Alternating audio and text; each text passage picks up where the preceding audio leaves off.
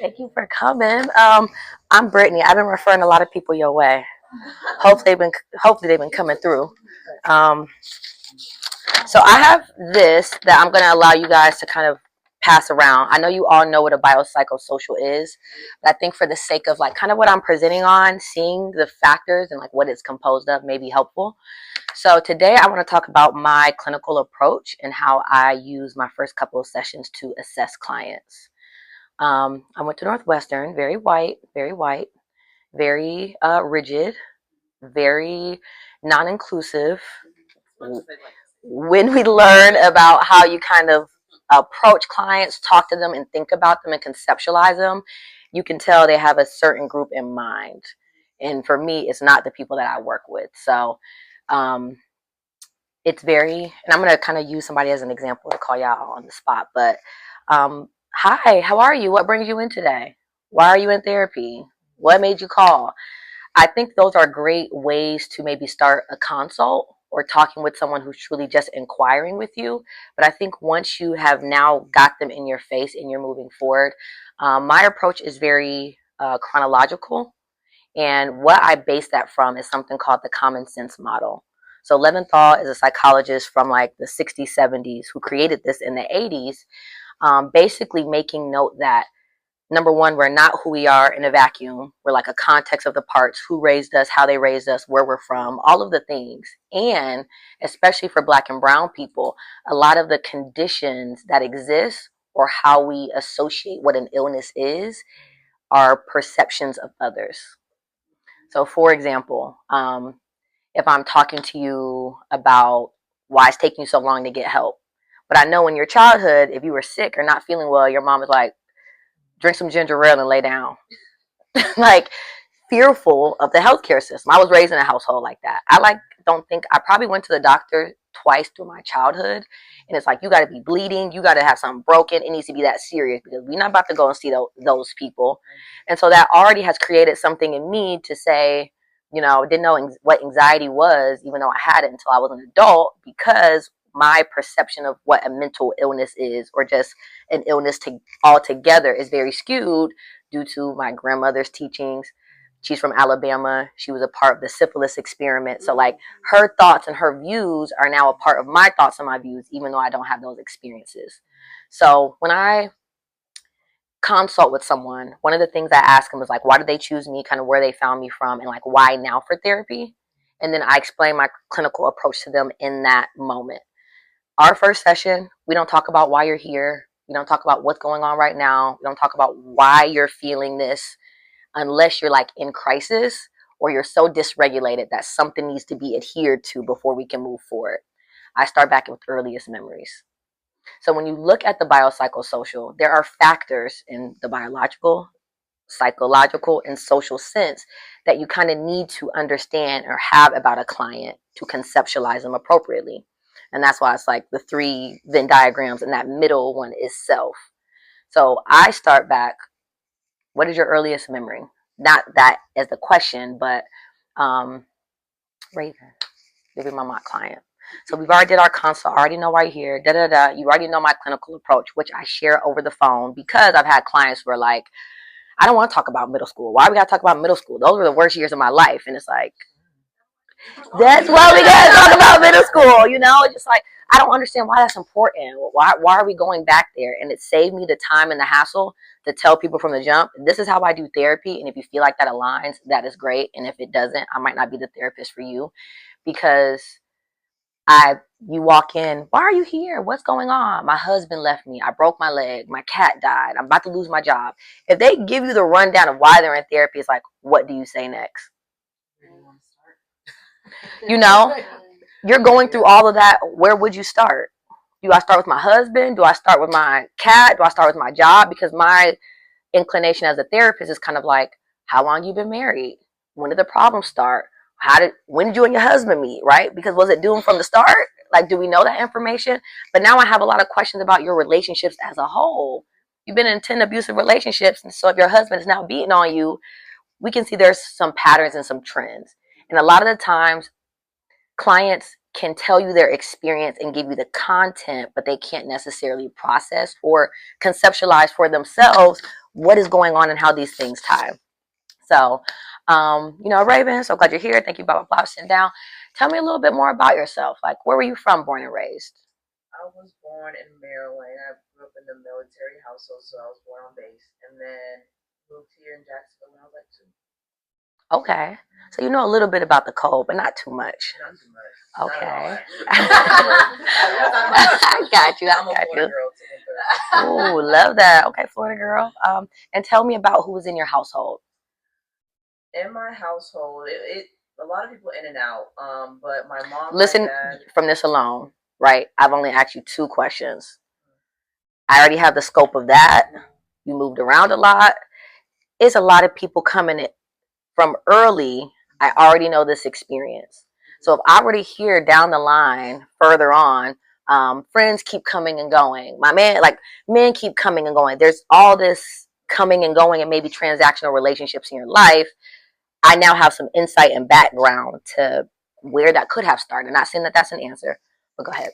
Yes. So both my parents were in the military, so they would actually switch out for deployment often. But I grew up with my little brother mostly. My sister, she was disabled, so she lived with us for a little bit, but then she was put in home. And then my older brother moved in when I was like 10. Stayed with us. He was from Massachusetts. His mom stayed with us.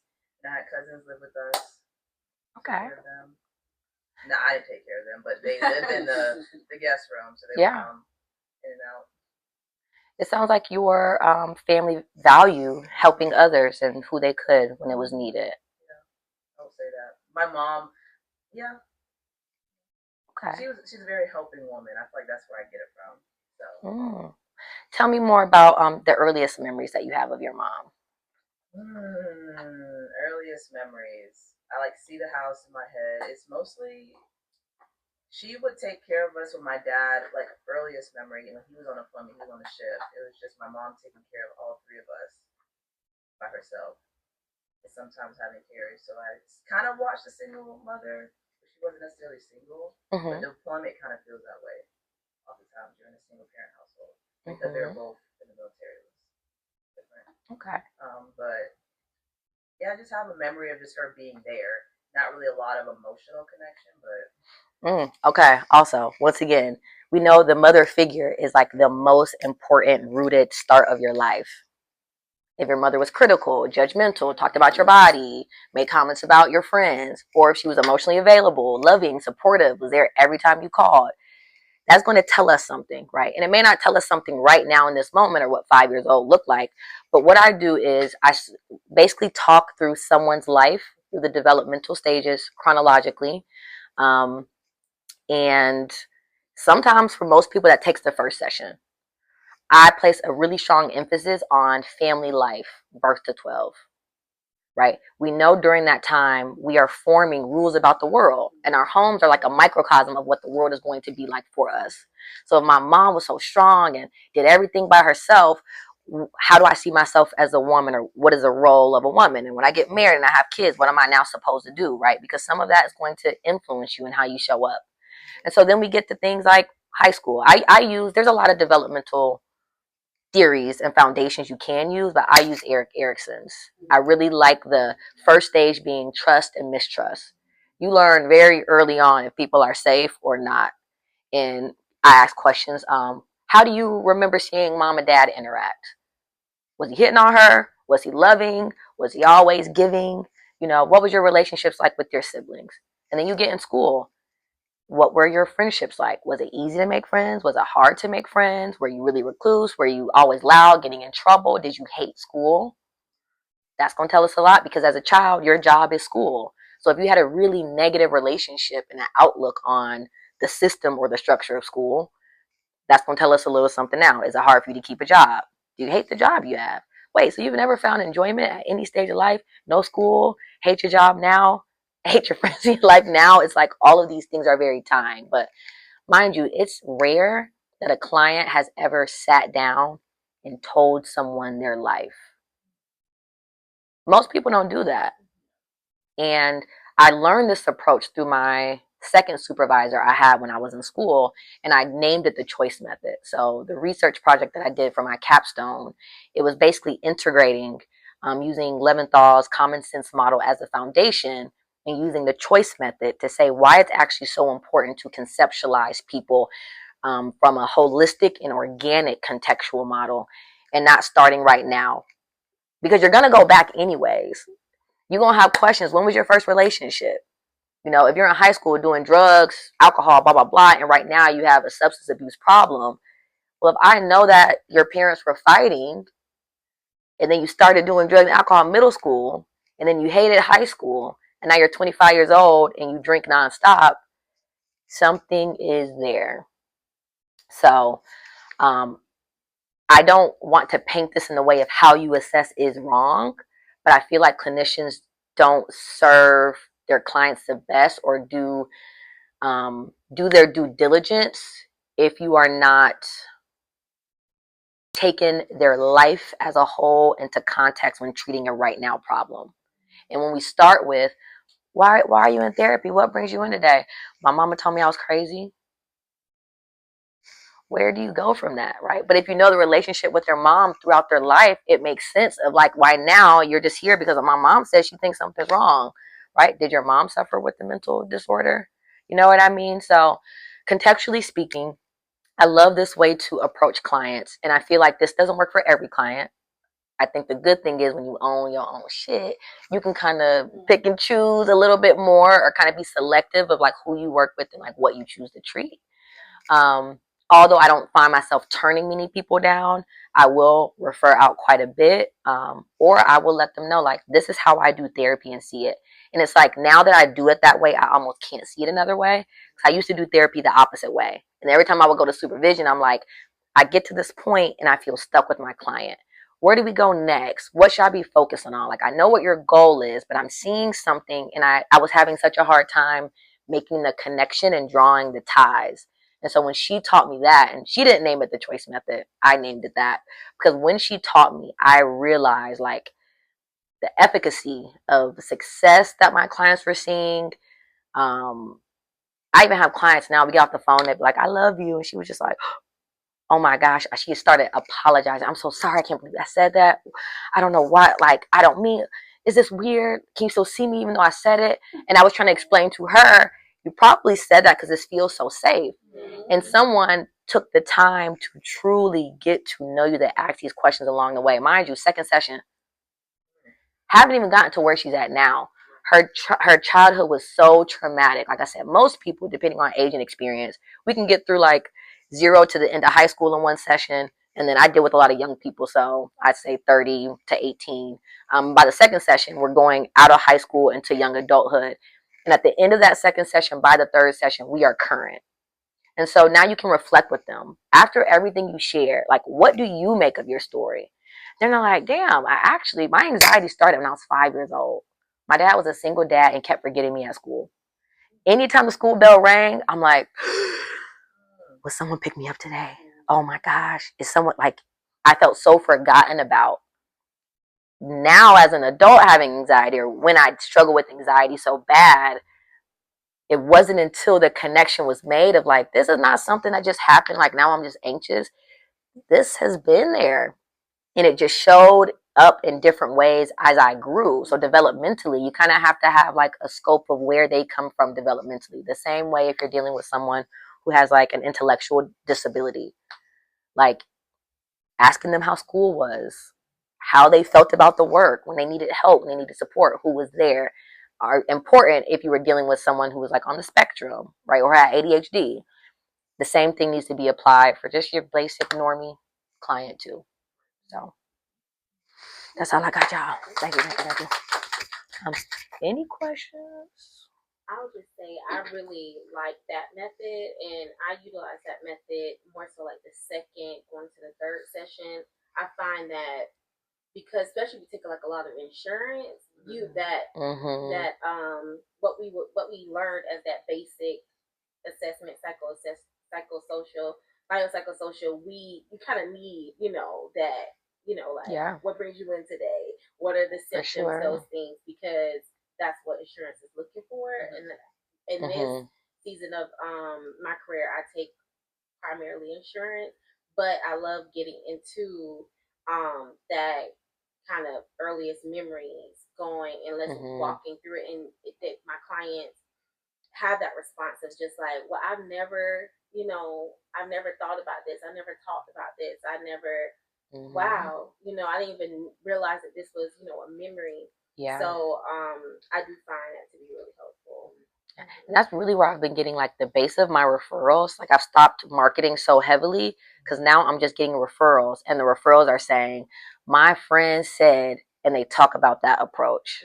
So like even now in my consult, when I'm asking people, how did you hear about me? I've tailored now my Psychology Today, which used to like not really, I don't know how effective Psychology Today is for y'all, but I feel like it wasn't not effective to me. And then I changed and I put my clinical approach in. I'm a holistic somatic therapist. How I look at your story is from this way. Don't worry about not knowing what brings you in. That's not important. Let's build a relationship and figure out where you come from. Then we can figure out where you're trying to go. And then the middle stuff will just happen when it happens. And my Psychology Today changed from that alone. So when, like I said, in my consult, it's truly a 15-minute call.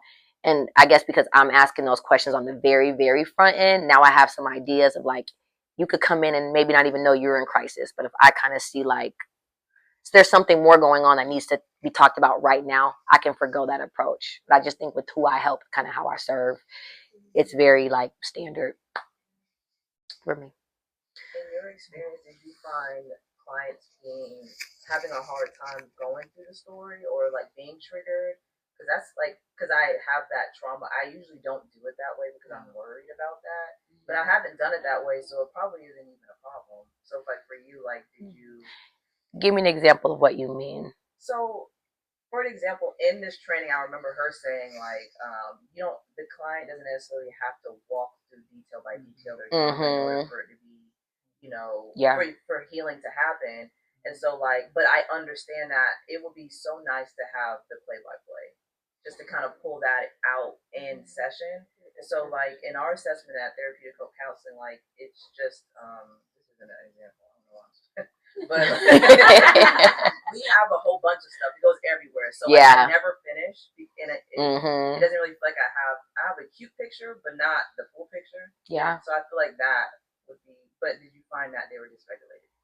I would say dysregulated, no, but I also do preface, especially when I find, like you said, you see cues with people. Yeah. When we go there, I reaffirm them just that, like, okay, you were being touched on, but I don't want to say who. It's just like, and we don't even need to get into the details of the story, but knowing that happened at 7 plays some role. Okay. And sometimes clients, you can tell, like I have a client who maybe after maybe 5 or 6 months we've been working together, she's just now telling me some things and saying, well, what I didn't mention when we was going through that thing was, and so now she's coming back, and that was a comfort thing. And it's like, you have a choice. So I think you keep reaffirming that, like, you have a choice from the consult call if you want to do it this way. Yeah. And if you feel like, oh, just saying, I just don't want to go back to that place, baby, I got 30 people I can refer you to right now, which is why I love my email list, because y'all really be showing up when I refer. I heard great things about you too. Yeah, you I think also to neutralizing the language, oftentimes, like if you're doing that approach from doing chronological, it's just tell me your story. And oftentimes it breaks down the wall of like, okay, I gotta label it as trauma versus not labeling it as trauma. Yeah. So when it does come in the room, you just co-regulate with them, right? You can use those somatic things, and especially with IFS, like what part is coming up for you, even if you want to do education before, but just giving them permission to just tell the story as is rather than saying, okay, we're going to label this as trauma, right? Because trauma is too fast, too soon, too much. If that's all that is, anything can be trauma, right? If you get into a car accident, if I get into a car accident, we can both be affected differently. So understanding that your story doesn't have to immediately have meaning in the moment, you're going to make that meaning with them. And then once they have that as an ability, if they do get dysregulated, you get to step in and be like, okay, you clearly didn't have that co-regulation before. I get to show up with you. Let's stop at this story and then rewrite it in the way of how your body responds to it. So yeah, I think both of them can work in that way. And like the common sense model is kind of what I base that from. And it's the notion that there's so much about you that doesn't even come from you. They're not your thoughts or your feelings or your perception about the world to begin with. So if you can label granddad this, mom this, what dad was doing, we know that there's an impact there. We don't have to like label that, like you said, or say that from off the bat, but truly, what is your story? And then through it, you tell what you feel is important for a therapist to know, even though people be lying in therapy. And I tell you, like, therapy don't work if you lie. It don't work if you lie. So, thank you guys so much.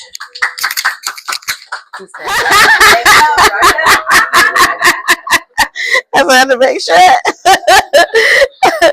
So I'm Dominique, and so I'm a social worker. I got my degree in social work from FSU, and then I graduated 2016. Get licensed. Always my goal was to do private practice because I wanted control. When you talk about owning your own stuff. And I have two girls. I'm a single mom, so I just wanted to be able to be present in different ways with them. And so I knew that that could work, and I could still do what I love, like find a balance basically, and not have to pick and choose between the two. And so I started my private practice in 2020, January, right before COVID hit. And then so I've been doing that since. And what I'm going to talk about today. Not it going finna go dead. That's okay. That's okay. I can't remember. I did bring a charger. Is there a plug somewhere in there? Oh, okay. I did bring one just in case. Thank you. I should have just put it on the charger at night. See, you don't prepare. Who's the private practice owner here? And I'm in Orange Park. That's where my private practice is in Orange Park. I live in Green Cove, so I came from Green Cove. Of course, I'm excited.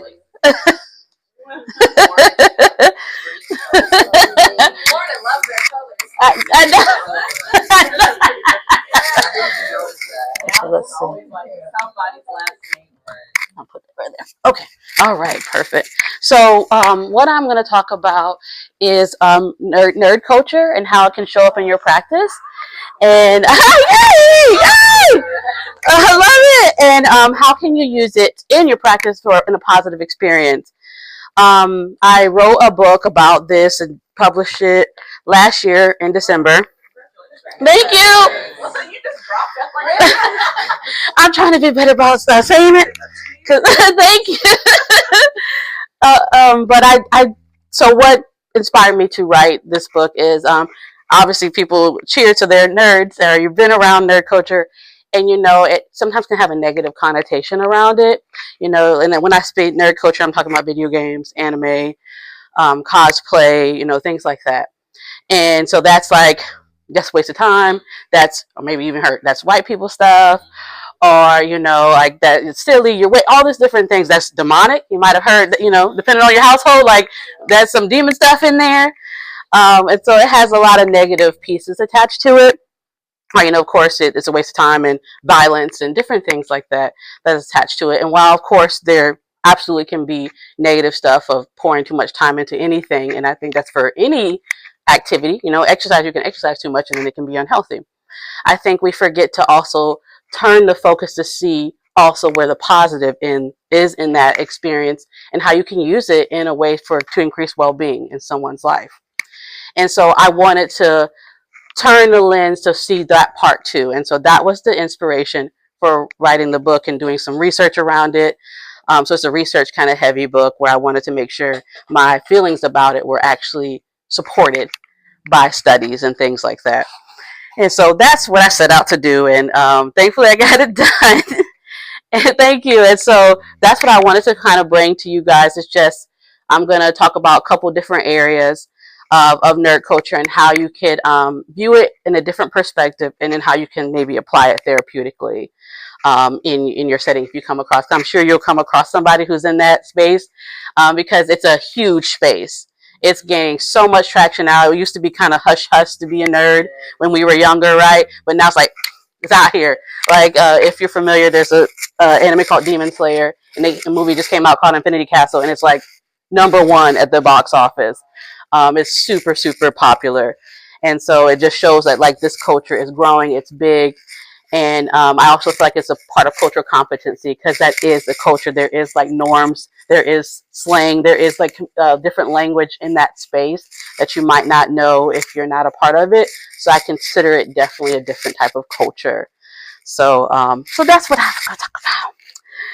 So oh, this is the big one. Wait, oh, I'll just do it. So so the areas I'm going to focus on is video games, D&D, which is Dungeons and Dragons. That's a role place like game. I'll explain more what it is, and that's the one I wanted, short version, and anime and cosplay.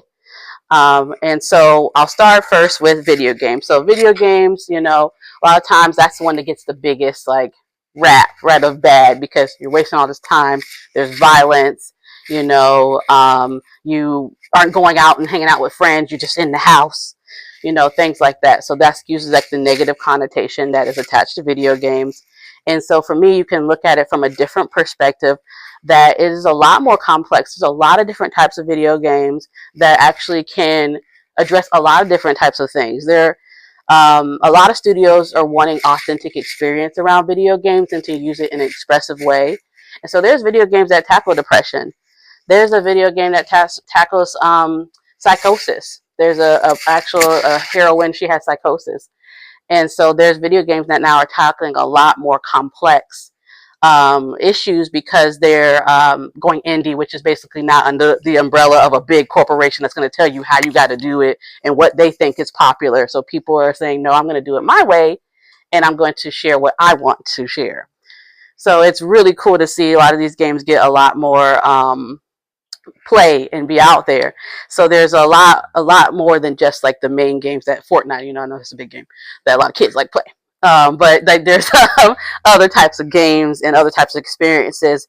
And of course, people use it for escapism, which is not always a bad thing. Of course, there needs to be balance in that. But sometimes it's okay to go play when you've had a hard day at work or craziness are going on, but there's balance in that. There's emotional intelligence, like I said. There are games that really tackle really hard topics, and it's a way to like people can be validated and feel themselves in the game sometimes and play that out and can control it, have a little bit of control about how they battle those issues and defeat those issues. There's even games that tackle like civics and morality. So there's a lot of different types of complexity around games, and so that's a different way to view it, you know. And so therapeutic connections that you can make if someone says I'm a big video gamer is, you know, why do you play? Like what is the reason why you pick up a video game and play? Is it because, for me, my earliest and memories is connection with my cousins. Like I had an older cousin, he played and I would just watch him play. I wouldn't even play. I just watch him play and be amazed and like, oh, how that's so cool. You can do all this stuff. And I thought like I could never play like that. So I'm just going to watch. Right. And so then I finally was like, I could do that too. And so it was, for me, it was like a growth of like self-esteem and like being like, I can do it too. Right. And so like, it's like, why do you play is a really good question to ask somebody, you know. You know, you can make relationships. I know you've probably heard different stories about people who've made friends online, and people can make real connections with someone on video games and who they play with, or friends that they already have. That's a way to get together and fellowship.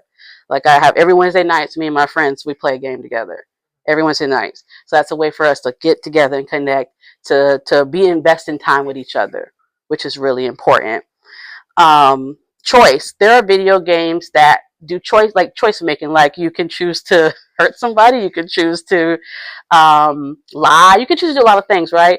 And I think it's funny sometimes to ask them, what kind of choices do you make when you have those type of games? Because it will tell you something about that person. Because for me, if I'm doing those games, I am an honest person and I like to be real. I have a big sense of justice and right and wrong and things like that. Just as a normal person, I play that way. So I can't, even if it could, you know, give me a big advantage in the game, I can't lie to nobody. I can't be taking advantage of these people.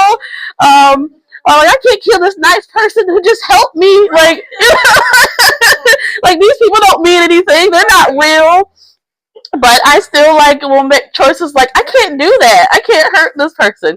And so you get kind of a glimpse of who that person is and how they play the game, you know, or maybe they do the opposite because in real life they feel mousy or they feel like they don't feel strong. And so in the game they like doing all those things and they're ferocious and fierce because they want to be those things. So you can like even say like, okay, why do you play or how do you make choices, those type of things.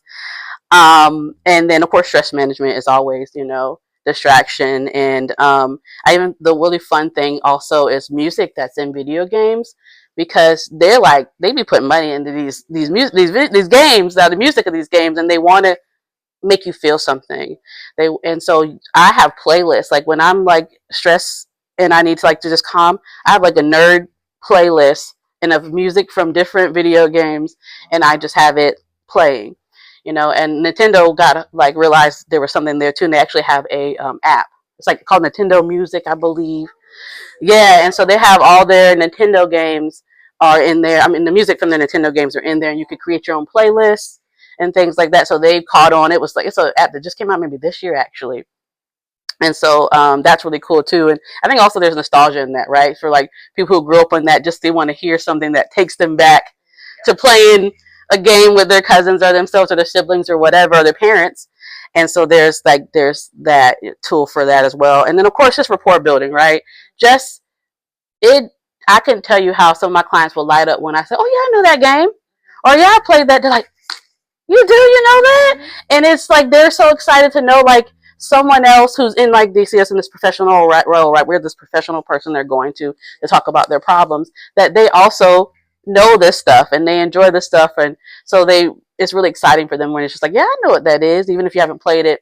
You know, they're like, oh, you do, you know? And so then they don't have to stop and explain it too. So that gives like at least a reprieve on them having to explain this thing as well. So that's how video games therapeutically can work. I had pictures. Look, I'll just turn this around real quick. So this is like examples of a couple video games. Let me make it bigger. There it is. No. There we go. So there's a couple video games I was talking about. Sorry. That actually specifically address certain things. So like this one, Sea of Solitude, talks about loneliness, hopelessness, worthlessness. Like this person is actually battling those. They're personified, so she actually is battling those emotions in the personified way in that game. This one is the psychosis one. Hellblade, she's going through traumatic events, so she experienced psychosis. Of course, it's in the setting of like she's a warrior and she's fighting, but she still has witnessed trauma, and so she has psychosis. This one here, she's depression and anxiety, and she again is fighting those things and moving forward and trying to trigger. This is a very hard game, so I wouldn't suggest it. This one, Greece, is grief. It's a hard game. It's a hard game. This one here is depression. And she's actually in the throes. I'm sorry, not depression, grief. And she's actually in the throes of feeling grief and how she's traversing those feelings and growing and healing. This one here is depression and anxiety. This person like went to college and something happened and they just didn't cut it and they feel like so depressed and anxious about coming back home to their hometown and feeling like a failure. And you trying to like traverse them going through that process, you know. Then these are some like also culturally like video games have culture. So this one here, I love this little game. All you're doing is your Indian family who has immigrated to Canada because that's something they actually do, and you're trying to they actually did like there was a movement for people who moved to Canada who are from India, and the mom is trying to make sure her culture isn't lost. So she's teaching her son the food. And you have like this kid like, oh, well, I gotta, you know, learn this recipe and or take this stuff to school. And so like you're just having an experience with a mom trying to share her culture with her son and make food with him that's specific to Indian culture.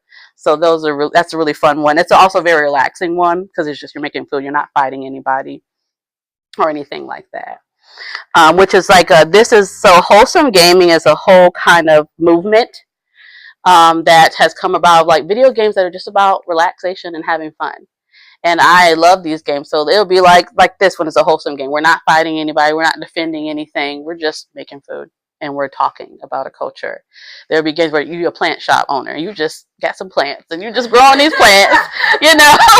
There's even more like a bookstore and you just, people come up and you try to match them to the book they like, right? So video games don't have to be like, I'm busting in here and I'm defending the castle, I'm fighting this or that. It could be just fun relaxation, like tedious everyday tasks that we do that is a relaxation tool.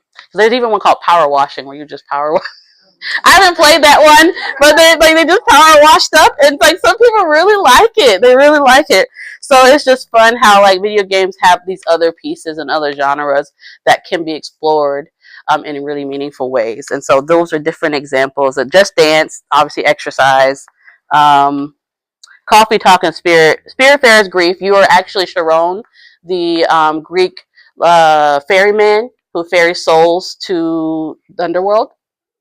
And so they make it, it's not dark. It's not a dark grief. Because I think a lot of times when you think of death and grief, it's dark, right? You're a light person. You're just trying to help people finish their last wishes so they can go on. And it's very light and beautiful. And how you do that. You're just the one helping with that process. And so then this one, Coffee Talk, I'm not a big fan of these games because I just like a little action. But there's a lot of games where you're just talking to people, which I think is helpful in learning about communication. And you're literally building relationships with people. And so you have to. How are you talking to them? Is this like... So I got you. So I was like, what you mean? You select dialogue. So it's like they'll say something and then you can select how you want to respond to it. So there's different choices and you decide. Like text that you're reading. Yes, exactly. Yes, good question. And sometimes if you're lucky, you'll get one where like they hire voice actors, so the voice actors will say it, so you don't have to read it all if you don't want to read all that. Because that's why I don't like them, because I don't want to read all this stuff. But then sometimes they'll have voice actors that'll read for you, and then you just have to pick the dialogue that you want to respond. But they'll give you like 4 or 5 choices, and the way you respond will affect that relationship. And so it's a way to think about listening to somebody, what they're saying, and how do you want to respond to them to either build or tank that relationship. And I think that's a great skill that people have to learn about. Think about how you respond to people, and are you listening to them? You know, and so there's a lot of games for just that. You don't do anything but it's a screen, a person comes up, and they have dialogue, and then you decide how you want to respond to that dialogue, and that's the game. You know, and you're just building relationships on that. So those are examples. Intervention. I'm just thinking, like, especially for work with adolescents or young adults. Number one, just kind of destigmatizing the gaming community. Number two, like this is a coping skill, especially if you're doing the relaxation piece. And then, of course, if they have a problem with self-concept or identity, like, hey, play this video game, get to a certain level, give me reflection. Exactly. Especially, I'm glad you said that because I missed it in trying to not take too much time. There's a lot of games where you can build your character, right? So Sims is the old school one, right? Sims is the old school. Yeah, Sims is the old school. Build your character out, what they look like, their personality traits. There's a lot of games that are getting to that. And what I really love for people of color is they're also being more inclusive about hairstyles. You know, how they look, that they don't look gross and weird. You know, like they have movement, like dreadlocks or locks will have movement. You know, and so like it's really nice to see that. And so you can really actually see yourself now when you build this character out. And for ones who might be struggling with, you know, identity when it comes to like, you know, gender identity, there's a way to explore that in themselves, in that with a character, you know. So that's also really great. I'm glad you said that. So that's a really great thing. And so I'm gonna, because I don't want to take up too much time again, I'll do Dungeons and Dragons and I'll do cosplay. So Dungeons and Dragons is a role-playing game. It's a tabletop game, and it's pure imagination. There's like now there are boards you can buy and have as a visual, but originally it was a game of like we sit down just like this here, and they have somebody called a dungeon master, and they're basically kind of the person who lays out the story and say, okay, we're a group of therapists and we're sitting here and we're getting ready to fight depression, but depression is personified as a big demon. And so how are we going to do that, right? And so it's like you building that imagination skills of like, how do I create a character and what powers do they have and how do I defeat these monsters? And imagination is a big proponent of growth and creativity in children and in adults. Like we lose, when we lose imagination, we lose like wonder and we lose like a sense of exploration, right? Which are really big, wonderful things that pushes us to be vulnerable and try new things and take risks in life, right? And so Dungeons and Dragons is a way to practice those skills and get those back, and to also again have community, because you usually don't do it by yourself. Usually you're doing it with people, and you can have communication and connections and relationships in the game with them, which will affect your relationships with outside of the game. So they call that bleed in and bleed out. So basically, if there's something going on in life outside of D&D, you can actually then put it in your character. So that's the bleed in. So then, you know, you might be really aggressive in one game, and then some of your friends go like, what's going on? That's usually not normally how you play. Like you know, what's happening right now with you? Are you okay? And as a therapist, you could do like, oh, how was that game? What'd you do in that game? And so you can say like, what happened? You usually are like such a easygoing player, and you were just like busting through, and you know, fighting everybody. What was happening to you? What was happening? You know, what's going on? And so that's the bleed in. Bleed out is maybe you and your friend have a issue in the game, and now y'all mad at each other outside of the game. You know, so there's a bleed in, bleed out there, because this is like you're in it. You're invested in this character you've made and this journey you're on. And so it's a really great tool for exploration of those type of things. And again, so in a therapeutic setting, if you encountered that, you can ask them how did they play, what kind of character do you pick? You know, who you usually pick and what kind of skills do they have? Because you can have all kinds of different players that have all kinds of different skills. So who do you play? Why do you pick that person? Why do you design them that way? Again, of course, connectedness, because connectedness is a protective factor for suicidality, right? So if your client is in a D&D group and they dissolve, that's a big piece of their life they've just lost, right? Or they get kicked out, because I've had clients that get kicked out. Like that's a big like emotional event of like their social group just kicked them out, right? Exile, right? And so that's a big traumatic event. Or if they need connectedness, hey, you know, you seem to like that stuff, maybe you should join a group. Look up a local group, or there's online groups too if you can't have any local groups. So there's ways to connect with people. So if your client is having issues with that, connect, you know, find ways to connect. Look up some local groups. And then of course rapport building is always good. No, just knowing about it, the people love that. And then if they want to be a dungeon master, like if that's your client says, that's my goal, I really want to be a dungeon master. If you don't really know what that is, you might be like, okay. But you're like, okay, sounds good. But that actually is a big deal, because yeah, right? But it's actually a huge deal, because that means they're going to be right here at the center running it. A dungeon master runs the event, so everybody's looking at them and everybody's saying, what do we do next? You know, they're supposed to be also the person that makes sure you follow the rules. So it's a very big role. So if somebody says they want to do that, that's a confidence thing. And that's like a push. That's like, are you ready? How are you going to prepare for it? Because you can't just show up and say, okay, we'll figure it out. Like you have to actually prepare for being a dungeon master. There's work. And so if they do that and then it bombs, that's like a big issue, because it's like, did you prepare what happened? You know, so you can explore it and what happened. You know, you tried it and it didn't go well. Is there something you could do differently? Is there different ways you could prepare? Is there different ways you could communicate? Because that's practicing communication skills. So you have to communicate about what's happening and what you're supposed to be doing. So that is a really great way also therapeutically to see what's happening with them, with their goals and their confidence levels and their communication skills and things like that. I also thinking learned helplessness. Like if you don't know what it's like to have agency or choice in your life. Yes. That like really facilitating what it would be like to have choice in agency, those decisions that impact other people. Absolutely. Being really reflective of that. That's really great. Yes. I love it when you add stuff for me. This is also a tool that you don't even, so this is a standard way that you create a character in D&D, and you could actually use this in your practice if like a client says they like that. So what a person does is these numbers up here, 15, 14, 13, 12, 10, 8. A person is supposed to assign each number to different a personality trait, and you can only use the number once. So then once it's finished, all the numbers are used. And so they assign, obviously the higher number, that means the more you feel you have of that, or the more you want your character to have of that. So if you tell your client, I want you to do it for yourself. Tell me what these things are, what numbers you attach to that, and you can say, why did you give this one a 15 and that one an 8? You know, what does that mean? Do you want those numbers to change? Would you rather that one be a 15 instead of an 8? Would you rather it be higher? How can we get to that? So that's another way of assessing how they feel about themselves, what they see, and where they want to be. And then if you, maybe months later, you go, let's do this again and see what has changed.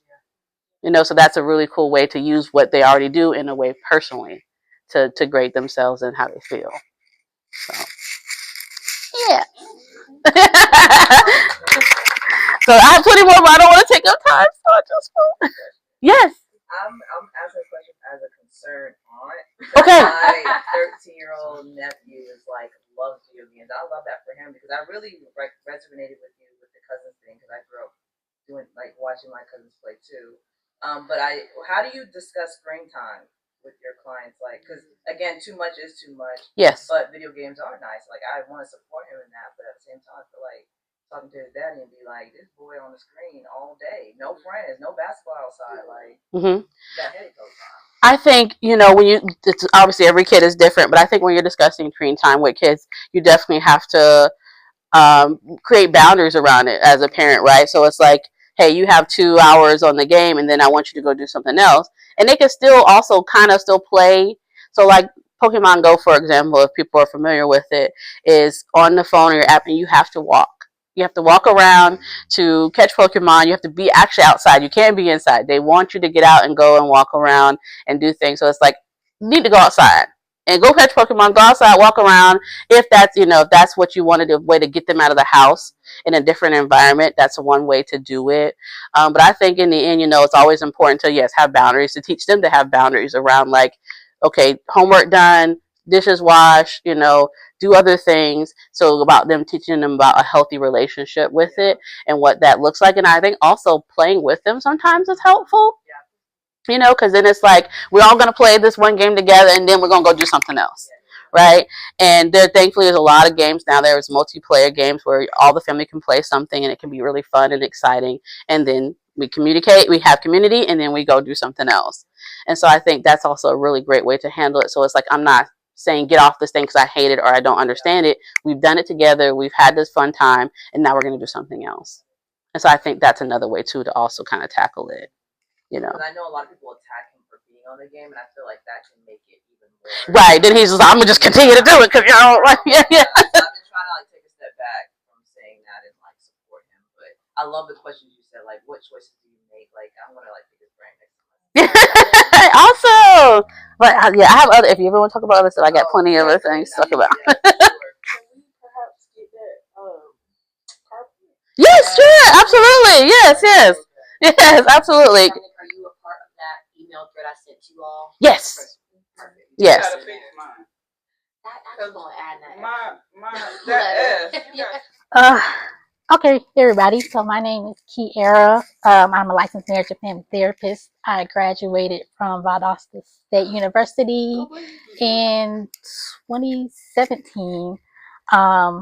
Moved here to Jacksonville in 2019. I'm originally from North Carolina, and been here ever since. So today's topic that I just thought of 15 minutes ago is it's going to be using social media to leverage your audience and your growth as a therapist. So background. So I started a YouTube channel back in 2013, but I've revamped it over the last couple of years, and I hit maybe about 11,000 followers in 2020.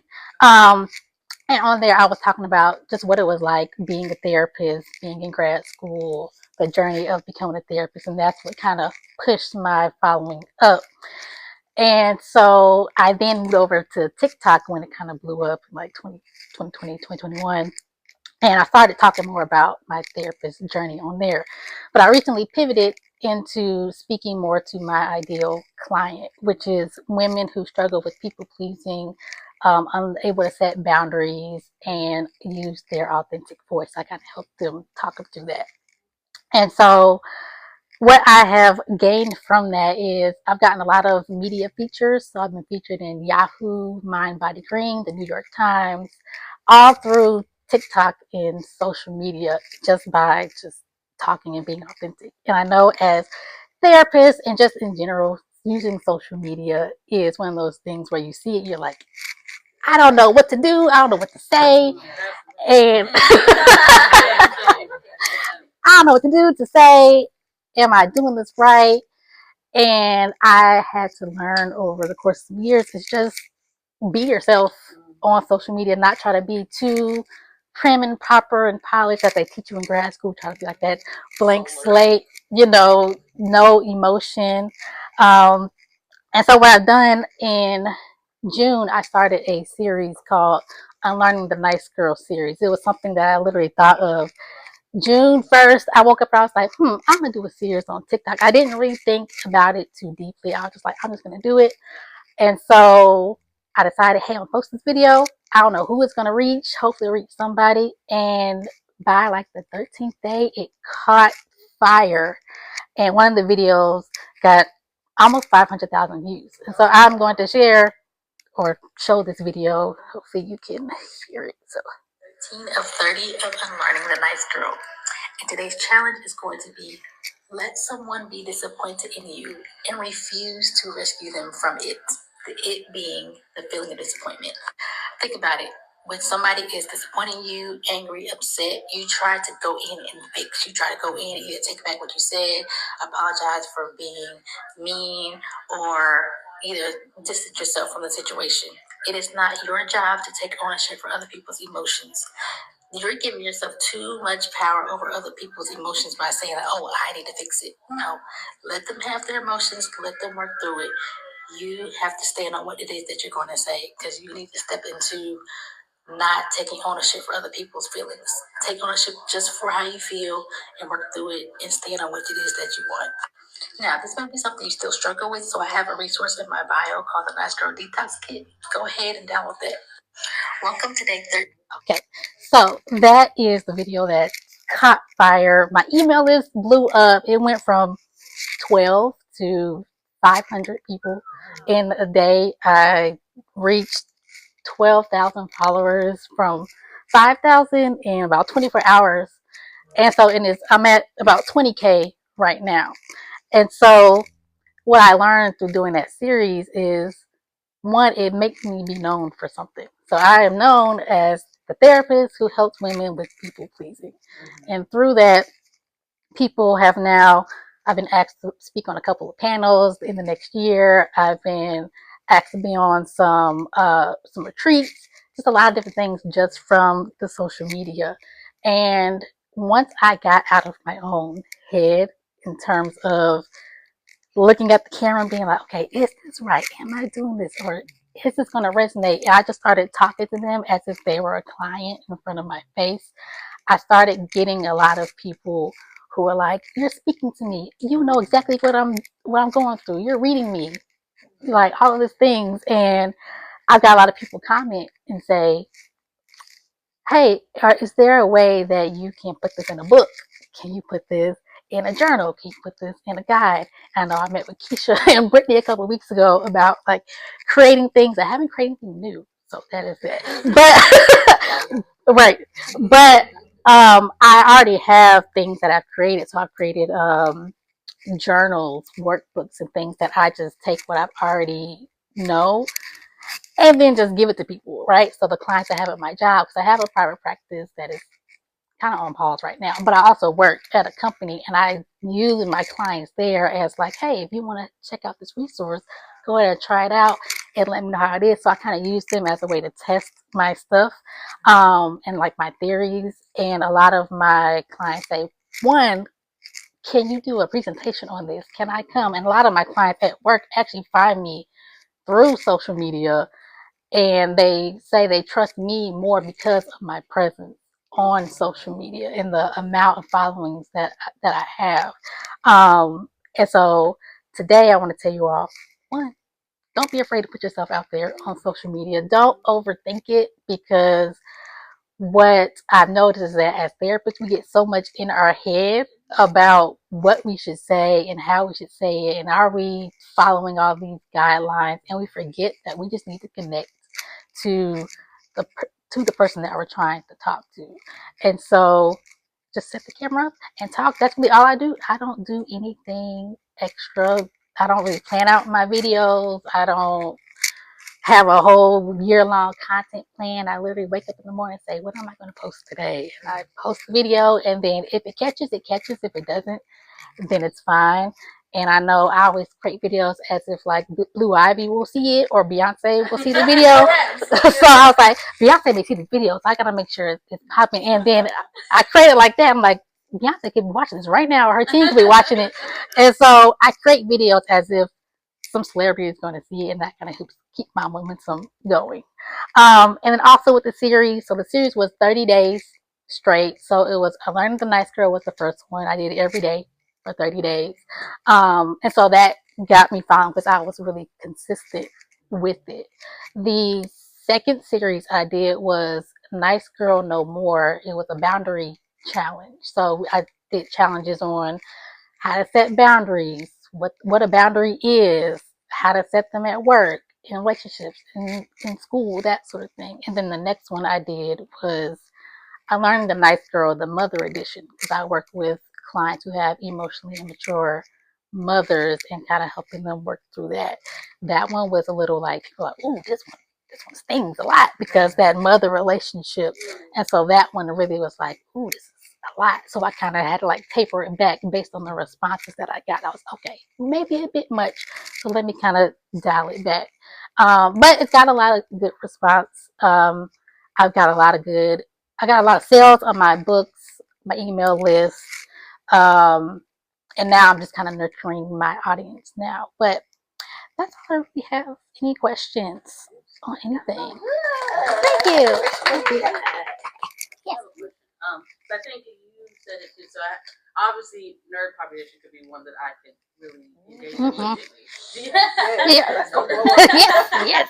Do you worry, or did it happen that like you feel like you isolate other people from coming to you, if you zone in on your population, or is that a good thing though that you go like, okay, I'm with these type of people? Yeah, so I think because at my job, I have so many of every different type of person that comes in that I know what type of clients I like to work with. And so having like a specific like focus, it really makes you the expert in that thing. And so if you like working with the clients who is like in nerd culture and gaming, they're like, oh, Dominique, like she's the one. And so then that can get you in like those convention, like those Comic-Con conventions and those different conventions that come into town as you be like a mental health expert in that. So I think it can really help leverage you into like a different stratosphere, because technically you're not isolating everybody else. You're just finding the people who are meant to find you. And then you can, of course, the other people come to you and you're like, I know somebody else who can really work with this. You can refer them out. So you're technically giving them support by saying, hey, I know somebody who is good. So I say niching down really helps you be the expert, because people see you and you're like, yeah, she's the person. Like, you're the nerd culture therapist. Like, this is who you need to go to for this. Especially on like TikTok. I tell you, the gaming community, if you're not on there, the gaming community is huge. Twitch. Oh yeah. I'm on Twitch, but yeah, TikTok is one I haven't going on yet. Yeah, TikTok I feel like is more like you can be more authentic on TikTok. As you saw that video, I had 2 puff balls in my head. I was in the middle of a hairstyle recording that video, so my hair changed about every day during the first week, because it was like it in braids one day, it was short the next day, it was long the next day. So really, people don't really care because you're just kind of showing up, and the more you show up, however you want to present yourself, then people are like, I like you. So that's how I got featured in like New York Times, Yahoo, because people saw my stuff and they're like, oh, she knows what she's talking about, because I break it down in a way that makes sense. So we have to kind of get out of our heads and be like, yeah. I'm still in that transition phase as far as like being on social media, and a big part of it is like giving yourself permission to be an expert. Like oftentimes we feel like we have to go with so many hats and be the expert in so many different areas. Like we are allowed to niche. We are allowed, like, we don't have to do everything for everybody. And especially when we go through school, we're taught like you have to know the whole DSM and be inclusive, and like you have to accept everyone. So like really getting out of the conformity of just because you're a therapist, that doesn't mean you have to see everybody at all times. I'm learning this like very lesson for myself, and that's a big part of getting out of my own head. Is like I'm allowed to be an expert in one thing, and that is okay. Even though I could treat everything if I wanted to, Right. I'm allowed to be the forward-facing person of said field or said niche, right? Like, giving yourself permission to do that rather than like I have to help this person because they need my help. No, I want to help this person, and so if they're asking me, then I can participate in that way. I'll receive that. Yeah. I feel like I've noticed that I have so many ideas, so many things I want to share, but then right when that camera come in, it blanks. Oh, yeah. And I was gonna ask you like, what do you do before? And you're like, I don't do nothing. Yeah. So I will say, so I recently have done a lot of like meditation, self-care type of stuff. So before, like the past couple of weeks, I've experienced like extreme burnout, which is from work and everything. So I had to switch something up. And so the first like 4 or 5 hours of my day is just myself. So I don't even touch my phone, look at anything until the first I like work out, eat, meditate the first 4 or 5 hours a day. Then that helps me get into a zone where I may write down like, okay, what are some topics I want to cover this week? And then I pick one and I'm like, okay, what do I know about this topic? Or what has been like a client experience that I've gone through this week that I can generalize it to fit what I want to talk about. And I kind of do that as a prep. But if I prep too much, like if I write a script and bullet points, I'm sitting there like, and today, wait, hold on. Yeah, and like it looks too choppy. It's not authentic. So I really just talk and just speak, and then if it gets choppy, I kind of pause, redo it again. But if I think again too much in my head, my brain, it will glitch, and then I won't post anything, and I'll get in my head like, see, look at this therapist that made this video, or they did this funny skit, and now I'm comparing myself to everybody else, and now people are not hearing what I have to say because I'm not putting myself out there. And so when it comes to like niching down, how you said, Dominique, is again, people are finding who you are. Because I try to do the generalist thing where I'm like talking about depression and anxiety and boundaries in general terms, and it would get views, but it wouldn't get me people who actually follow me for a certain topic or go into my email list or get my stuff, because I wasn't actually speaking to their experience. But if I say, you remember when your mom came into your room and flicked on the lights and then said, get up out the bed, and you just like like they're like, I went through that, and I speak to a specific experience, they're like, yeah, you get me. I'm gonna follow you. I'm gonna go to your email list. I'm gonna sign up for whatever you got, because now you're starting to build community and not just followers.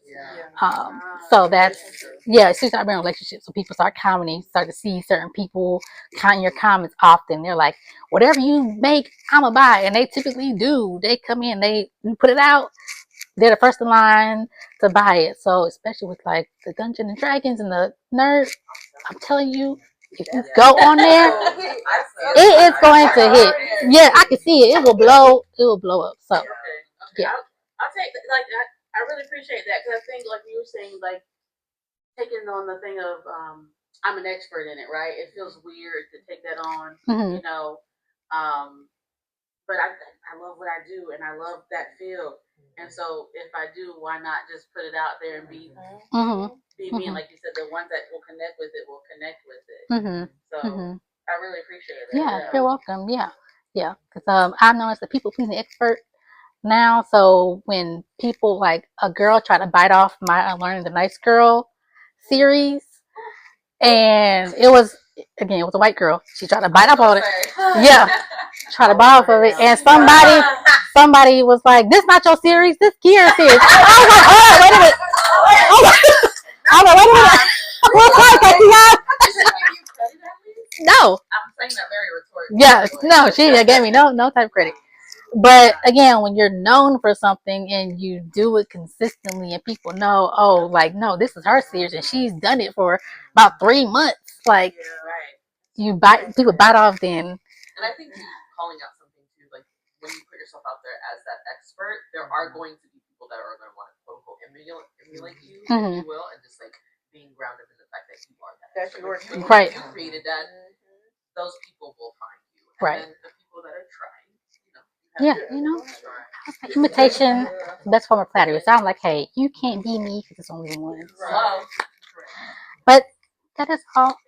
Thank you. So I am Keisha. I went to Northwestern University, same as Brittany. Okay, yeah. I work in a private practice. Basically, it's centered around sex, anything sex related. So that's working with LGBTQ plus, sexual identity, couples, sexual abuse, anything like that. ED, whatever is geared towards sex. Of course, we see anybody else, but it's specifically geared towards sex. And so when Brittany brought this up and we were talking about what we were going to talk about, I didn't know what to talk about. And then I asked her, she brought up the fact that, she had a client and they brought up sex and she was extremely uncomfortable in that. And so my exercise is helping, other therapists that don't necessarily talk about sex on a regular basis, be comfortable and confident in talking about sex. Because, as therapists, our client may bring up sex and it can be like this awkward, really uncomfortable or triggering word. Like the word sex has such a stigma to it. And so in session, how do we process and deal with our own emotions about sex or sensations about sex while we're trying to help a client? And so this exercise is really getting you comfortable with noticing those sensations. We're not really working on them, we're just noticing them. We're sitting with the sensations, right? Because the goal isn't to really erase discomfort, it's just to help our client be comfortable, be as comfortable as they can in that discomfort, right? So what I would like you guys to do is get in a comfortable position, as comfortable as you can. Yeah. And so as we're, gonna do this, take a couple of deep breaths to kind of settle into that position, settle into that comfort. If you want to close your eyes, you can close your eyes to kind of settle into that. The first thing I would like you guys to do is notice, are you at a place to kind of go inward, right? Do you feel like I'm able to do this right now? Is it safe to go inward? And if it is, I'm going to say a word, sex. And I want you to notice what sensations kind of come up when I say the word sex.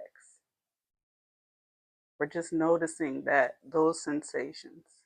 We're not really working on them. We're not trying to solve them. We're not trying to validate them. We're just noticing the sensations. We're noticing where those sensations kind of hit the body.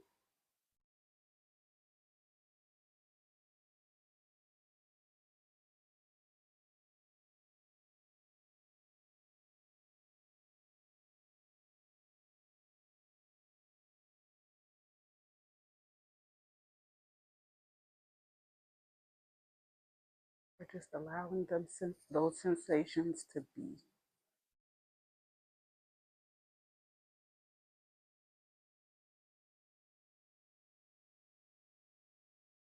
And as we're noticing those sensations, is it safe for you to go further? Are you at a place where I feel safe and I can go a little bit further than where I am right now?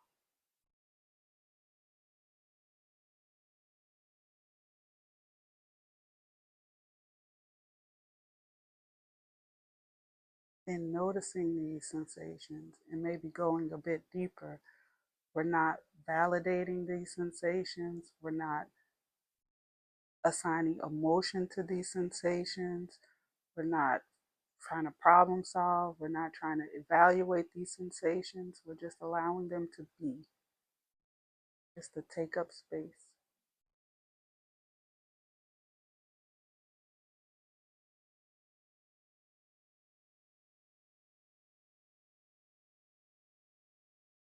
Oftentimes we want to justify, we want to assign this person did this person did that, this is why.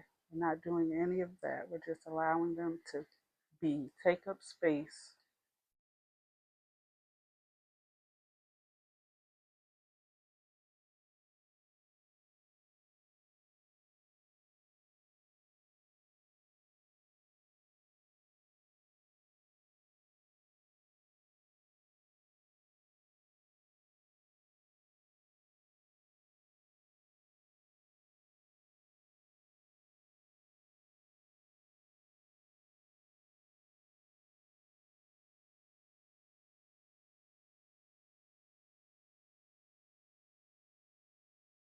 When you guys are ready, you can just open your eyes.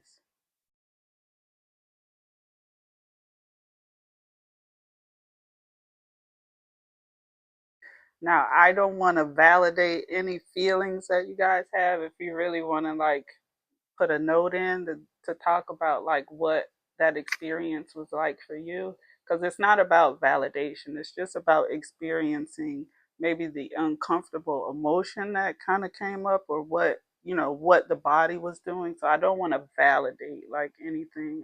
So I don't want it to be like a discussion on, well, I went through this and oh, I can relate. I don't want it to be that. I just want you guys to be, you know, notice how I felt in that, notice where it landed in my body or how that discomfort felt. And, you know, you can make your own personal note and then later reflect privately, because it's not really about validating, it's just about experiencing those feelings. So when you're in session and they come up, I can sit with them, right? If my client is saying, hey, you know, I was sexually abused, blah, blah, blah, and this happened, we're not, you know, reacting to those emotions. We're sitting with them. They're there, but I don't have to like rush it away, or don't have to ignore it. I can just be in this and know that I'm safe. So that's just my little thing. Yeah, yeah. And, oh. Yeah. I was thinking, what's that? That's so interesting that you say you're not going to validate it, and I hear, oh my gosh, therapists, we're not validating anything, right? No. I'm like, how do we not do that? But I think that's so important to like let the client have something sacred for themselves, or have just that their own personal experience with that discomfort, and then having permission to bring it in the room if they want. Right, because if I validate it, then you're not going, it's going to be uncomfortable, because now you're looking for validate. Oh, I should feel this way, but yeah, this is how, no, like, okay, let's just sit with these feelings, right? Because they may come wherever, and we're just going to sit with them and notice, am I safe? Is this thing like harming me in any way? Can I process, can I sit here and say like, yes, I feel this thing is happening to me. I'm not so concerned about rushing it away or problem solving it immediately. I'm just going to allow myself to actually feel, like, you know, therapists say feel your feelings, but you're not feeling your feelings if you're validating, if you're problem solving, if you're trying to get it away so quickly. You have to actually sit in it. It's uncomfortable. It doesn't feel like the best thing to do, but if you're able to do that, you can notice like, hey, when this does come up, I don't have to be so quick to kind of get rid of it. I can actually sit with it and really understand like, okay, this this feels this way, but I'm still safe, because really it's about safety. I don't feel safe, so I'm not going to allow that emotion or that sensation to kind of have space. So I got to get it away, or I got to ignore it, or I need to blame somebody for that. And so just sitting with and actually feel it, right? And I just think I don't mind talking about sex. I like it, but I found like talking to other therapists, they say like it is like the most uncomfortable thing that they, when the client says, "Oh, sex," and it's just like, "Oh shit, what am I supposed to do?" So for me, just doing that, because sometimes I hear a lot of stuff, and I've worked with different populations. We don't, I've worked with pedophiles, and so that's a different kind of.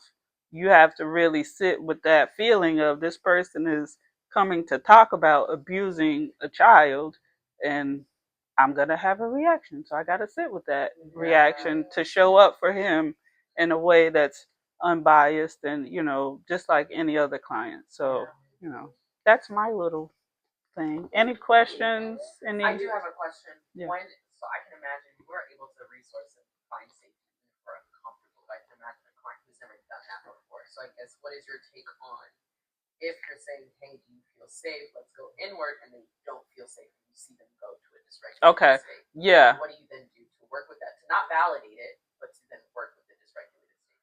So in that, if I'm noticed, one, I won't do it if I feel like a client isn't ready for that. And so that's really the catalyst. Like you have to make sure that the client is ready. And if they are triggered, okay, what's the severity, right? So is it like I'm about to die, or is it, I just feel some discomfort? Because some discomfort is different from I feel like I'm about to die in this moment. And so really it's what is the severity of not feeling safe, right? Because if it's I don't feel safe because this is a hard sensation, are you able to push past that sensation, or is it I'm trying to push and I just can't, right? So it's really evaluating like what the intensity of them not feeling safe, because feeling safe is I don't like to acknowledge that I'm sad, right? And so when I'm sad I just fight, rather than just say I'm sad. So okay, you can actually acknowledge you don't like that because that's not something that you typically express. So it really depends on the intensity. Yeah.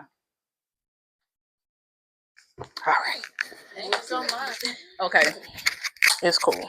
Um, so I work with people who are in acute stress. So family member just died, recent breakup, just lost a job, got a new job, just graduated, don't know where they're going in life. There's always something going on. Or it might be a client that is like myself, has a lot going on. So I host a lot of like community events, and I help out with a lot of different events in the city.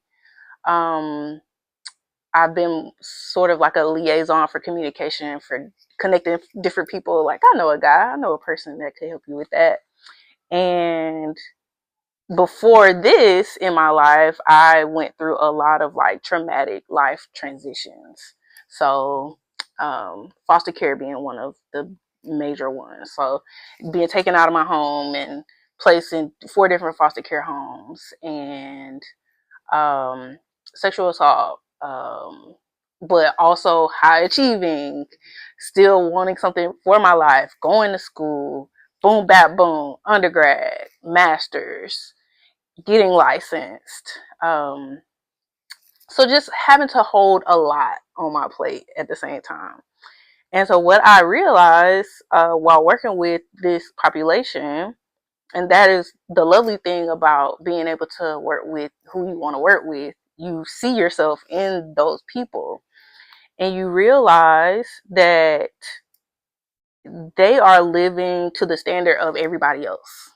They're living to the standard of their grades. They're living to the standard of their parents.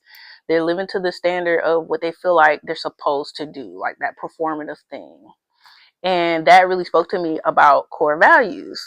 And so I remember the first time I ever asked, I tell the story, the first time I ever asked a client, like, what's your core values? I thought I was doing something. I was like, I'm going to get it with this one. What's your core values? And they gave me like the most generic names, like, family, keeping it real, doing what I gotta do. Right. And I'm like, come on, I'm trying to get somewhere with this. And they just wasn't giving me nothing. So I was like, I need to do my own research and come up with my own concept. And this is one of them that I put in book form. And I don't talk about this one a lot. Come on, book. And yes, it's a core values workbook. And basically, this workbook helps clients or yourself define, identify, and verbalize what your core values are. Not just saying, oh, my core value is my family. A core value of mine is being honest, keeping it real. This one helps you really dissect what it is that you value in your life. And the reason why core values is so important to clients or for anybody going through anything is that core values serve as like a blueprint for what you live by. Like, if you don't have no core values, you don't really have a direction. You just kind of out here. Whereas if you have core values, you know that you probably won't get in relationships where if they have a certain belief system and you don't really agree with it, you probably wouldn't be in that relationship. You probably be like, this isn't for me. This doesn't align with what I want in my life. And that's okay. And I'll be able to verbalize that and move on my life. So I just kind of wanted to go through like some of the steps in the book. There's 3 core steps. And the first step, I got like a little introduction in here. I kind of want to go over. Let's see. Hold on, y'all. Yes. So some reasons why core values are important. They help you build stronger relationships, help you achieve clearer goals, and make better decisions. And some of the core values, like I said, honesty, perseverance, being responsible, being grateful. Those are core values, but they're very generic. And the signs that you need to establish more core values would be if you have like low self-esteem, feeling unfulfilled, you have difficulty making decisions, let's see, inability to fully commit to priorities, procrastination, feeling kind of disconnected. I know when I was going through everything I was going through, I was just kind of coasting. Like, I'm like, wherever the wind sends me, I wasn't really connected to the experience. And that's why I felt empty after all of the experiences, particularly with school. I felt empty. I was like, all right, what am I doing this for? Like, I'm getting the grades, I'm doing all the things, but I'm feeling kind of blah. So, like, the first part of establishing your core values would be define your I am. This is a question I feel like we ask our clients a lot in session. Like, how would you describe yourself? Who are you? Who do you feel like you are? And this is also a step where clients get stuck because it's like, I don't know who I am. Right. I'm trying to figure out. That's what, right? You supposed to tell me. So this is really good for them to help themselves define who they are. And what I've said, or what I have in the book, is that even if you don't know who you are now, you can be a person who wants something, strives to be, dreams of becoming, desires, or values. So even if you can't answer the question, I'm a person who is blank, at least I'm a person who strives to be. And so that establishes the I am. And we kind of build from there. So there are like reflection questions about like what some qualities you love about yourself. How do you feel like you can show up more authentically, just to kind of help them, get those gears going. And then we go into part 2 or step 2, which is defining your needs. I'm gonna jump ahead because step 3 is define your requirements. Now, whenever I say those 2 back to back, people are like, what's the difference? Needs, requirements. And there is a difference. How I define in the book, needs are more like your baseline, like you need to have these met, or else you probably won't thrive. Yeah, if you think of Maslow's hierarchy needs, those baseline bottom two. And then requirements are, if you can think back in school, like your prerequisites, things you need to have established or have in place before you can move forward. So needs are more internal, requirements are more external, if that makes sense. So yeah. So let's see, what did I put? The reason why I pinpointed needs is because whenever you're going through a major life transition, it's hard to know what you need versus the needs of others. And a lot of times our clients are trying to fulfill the needs and opinions of others outside of themselves without assessing and addressing their own needs. And so that's why it's important that we be able to define our own needs. And so if we put step 1 with step 2 together, it sounds like, in order to be a person who is, I need. And it kind of builds from there. Let's see, I'm trying to give an example. Altogether, 1 and 2 would sound like, I'm a woman who values my time. And we're talking about values. In order to be a woman who values her time, I need, and we got to think about how the needs are internal. You can think of like goals, the importance, flexibility, they're necessary, they're more personal and intrinsic. So that would be like, I value my time. I would need, I would need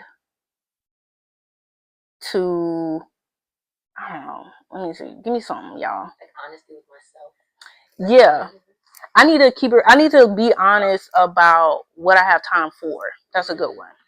Take my time seriously. I need to take my time serious because this is my time. You say no more often. I need to say no more often.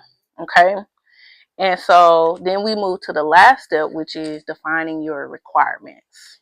Like I said before, the requirements are more like prerequisites. They're also non-negotiables too. And they can be requirements for how you must show up in your own life or how you like others to show up for you. So requirements, if you think about like your relationships and what type of relationships you need to be in order to maintain your needs. So if I'm a woman who values my time, I need to be honest about what I have time for. In order to be those things, I require relationships that's not gonna waste my time. I require being in spaces where I feel welcome or my time is reciprocated or respected. And so there you have one core value, a recipe for one core value versus my core value is time. Keeping it real. Keeping it real. What we keeping it real about? So what we keeping it real about, right? So yes, this has helped. That's fantastic. Yes. And I love how you said recipe for values, right? Because like, there is a formula for that. It's a formula, and it helps people like really dig out like what it is that they want for themselves, and they're not just kind of guessing and like, I guess this is what I'm supposed to say in therapy. No, if you want to get through this life transition, if you want to find your next job or make it to the funeral that's coming up, like you need to go into the room and know these things so that you're not swayed by the circumstance. So that's what the core value is. And like, these are really good for you to, be in true alignment with what you want in your life. Have a sense of direction. Self-worth is like the biggest thing for me because a lot of people discount their core values, like I said, and measure them based upon what somebody else feels about the core value. Mm-hmm. So, for instance, in relationships, I see this a lot with my couples or people who are dating. The things that they value the most. So, recently I had a girl. She's dating this guy who doesn't believe in going to church. Like, he's going through his own spiritual thing, but she's pretty much found her faith. Like, she's like, I'm pretty set. I read my Bible. I go to church. This is good for me. I was like, well, you sound unsure about whether or not you want to date this guy because you're having to consider you having to teach him things and like almost convince him that for you, going to church is valuable to you. And I compared that example along with other examples like having like a nice diamond ring and like an heirloom diamond ring, and you go take it to the pawn shop to get it appraised, and you're asking the guy like, how much is this worth? And they're like, $50, and you're just like, okay, I guess it is $50, but you know deep down inside this it's worth more to you than that. So why are you going, first of all, searching for other appraisals for the things that you value the most, instead of already having established a core value within, and then you're like, no, I'm good. This is worth a lot to me. I'm gonna keep it. It means this much to me. So yeah. That's it. Yeah. Yes. I know somebody. We're gonna take a group picture real quick. Oh, can we order on Amazon? Yes. Well, not Amazon, but it's on Lulu. Okay. Is that what it's called? Lulu? But there's like a little QR code on the back. Oh, okay. A group picture real quick. Yeah, of course. Introduction. My name is Johanna. I graduated from Northwestern. That's how I met Brittany. Hence why I'm here. I work in the Dallas area with high intensity clients, so PHP, IOP. So I see everything, but I'm learning how to kind of narrow my own niche and find that for myself. So again, I'm going to start off with something that's more reflective and interactive, and then we'll go from there and just have like a candid discussion. So the first sentence, again, the first thing that comes to mind when you hear this: I hate God, he let this all happen. I hate God, he let this all happen. What's the first thing that comes to mind?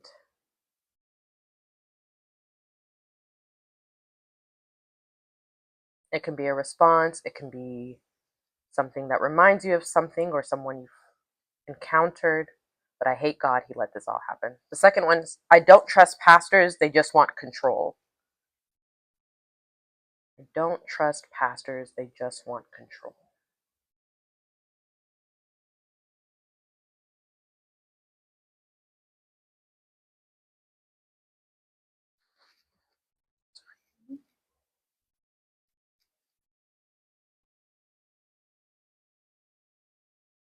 The next one is, I'm tired of praying, it doesn't work. I'm tired of praying, it doesn't work.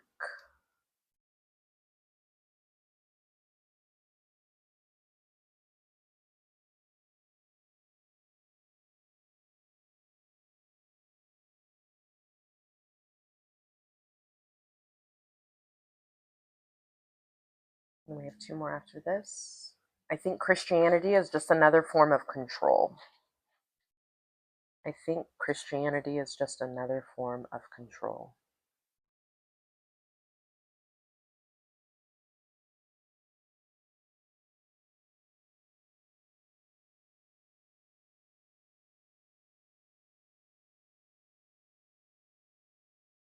I want to believe, but I can't after what happened.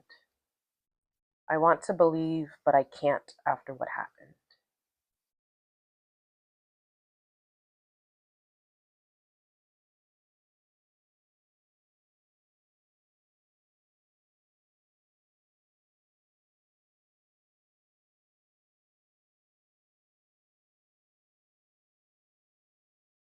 Take some time and wrap that up, and then I just want to hear from everyone as far as like thoughts and feelings that came up hearing those things.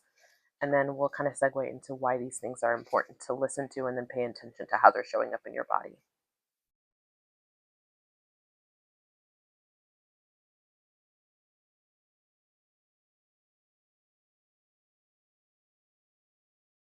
I think for me, like I am a spiritual person, but I'm not like basic, like, oh, I'm a Christian, I gotta go to church. Mm-hmm. And I think it all centers around like my older son is gay, and in church, listening to pastors talk about like gay people and being, they're going to hell and they're, demonized, and then looking over to see him like as a kid, like, questioning or shrink. And it's just like, okay, I got to get out of here because, I'm the protector of this person. And so I can't allow this person who is supposed to be like an authority figure or the person that's knowledgeable about this dictate who he is to himself. Yeah. And so I have to show him to have his own personal relationship with God. And so as you were talking about that, it's just like I have a relationship with God, but like church and pastors are not like part of that. Absolutely. And so that's what I was thinking about. Like I can't relate to the church. Like it just doesn't resonate with me because I think you're doing more harm than good because you exclude too many people just based on, whatever your belief. You believe whatever you want to believe, but also that affects other people, and you have to be mindful of that, especially children that are like trying to figure out who they are, and then they have this authority figure that's like, well, you're going to hell because you're this way. And so for me, it was just, I'm spiritual, but I could do without the pastor or the church, the infrastructure of absolutely. Great reflections. Anyone else? I think for me, it kind of on the lines of her. I think especially in the political climate we are in and the use of Christianity in a divisive way, I think it definitely highlights the importance of your own connection with religion, whatever your religion may be, and the importance of taking the control from the pastor and like you actually looking at it and you interpreting it for yourself, because as you see, it can be used in a very divisive way. Sure. By people who say I'm a Christian and then different things.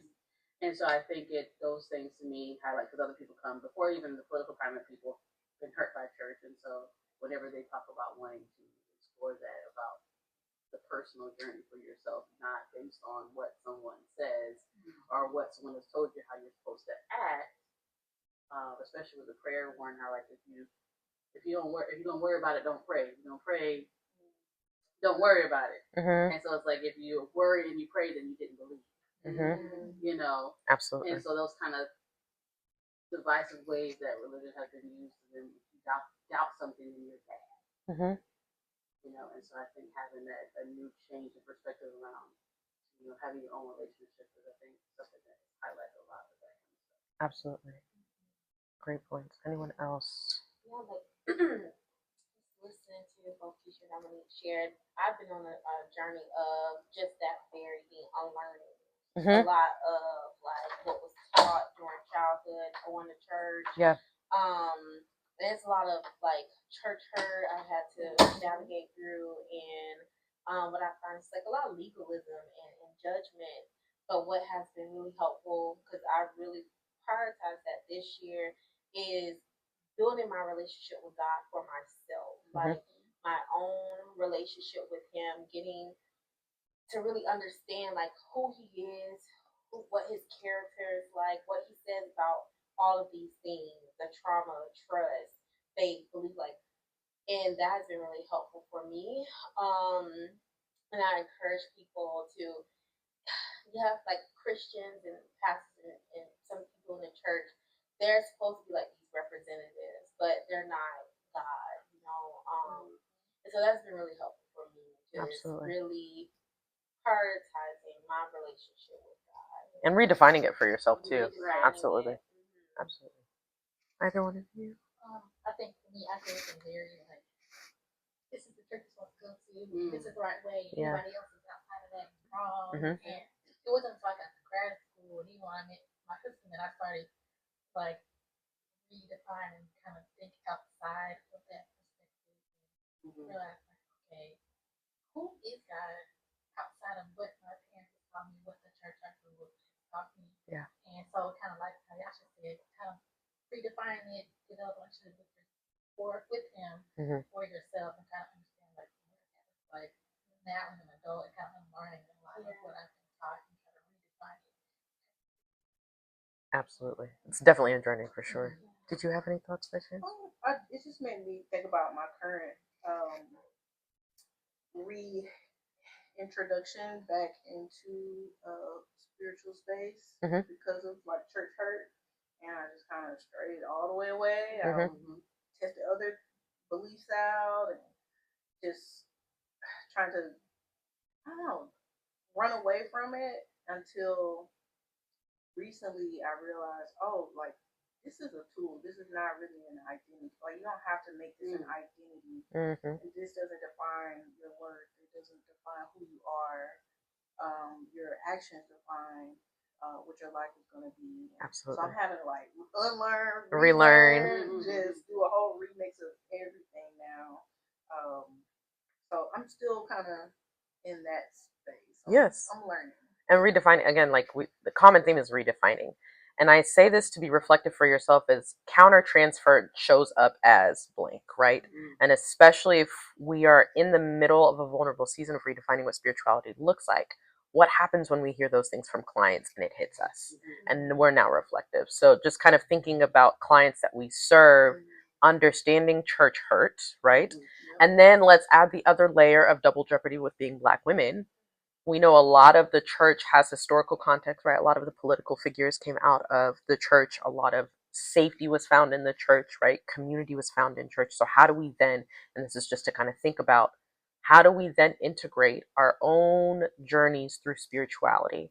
And if we see another Black woman in front of us and we hear, I hate the church hurt me. How do you then, what are your first thoughts as you then consider to take that on? And it may not be just obvious at first. It may just be like, oh no, I can't really be around these family members. Well, why? Well, they're deacons in the church. Well, what's wrong with the church members? Oh, well, there's just some stuff, right?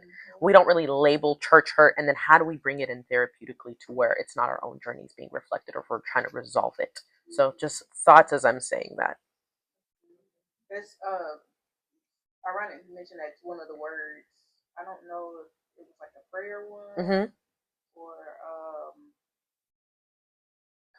something about God. Why would God allow this or whatever? I wrote down relatable because it's like I felt that, and so if a client, I can imagine if a client says that, I would be like, yeah, I know what that feels like, and how has that impacted you?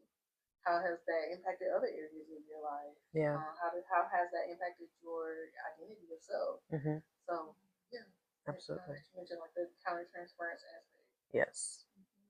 So what I was doing was bringing up, we have these own feelings that are elicited from these questions, but also what if someone is in front of us that feels the same way? How do we work with that? How do we navigate it in a way that honors the client's journey? I think we talked about today a lot, meeting the client where they are. So let's say if we're maybe in a more neutral state of our spirituality, or if we have really no state of spirituality and a client comes in, or maybe they're really rigid with their spirituality, but then there's hurt there. So how do we acknowledge the trauma?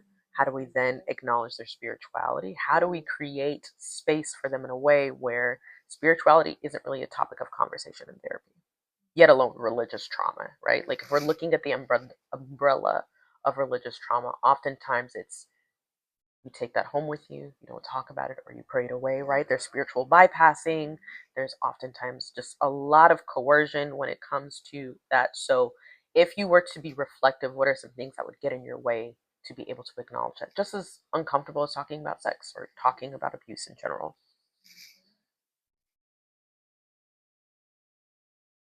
A good one, because you don't really think about like trauma that comes with sex.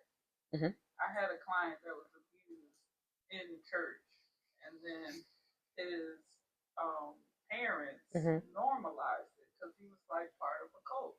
And so Mhm. he was sexually abused and people knew.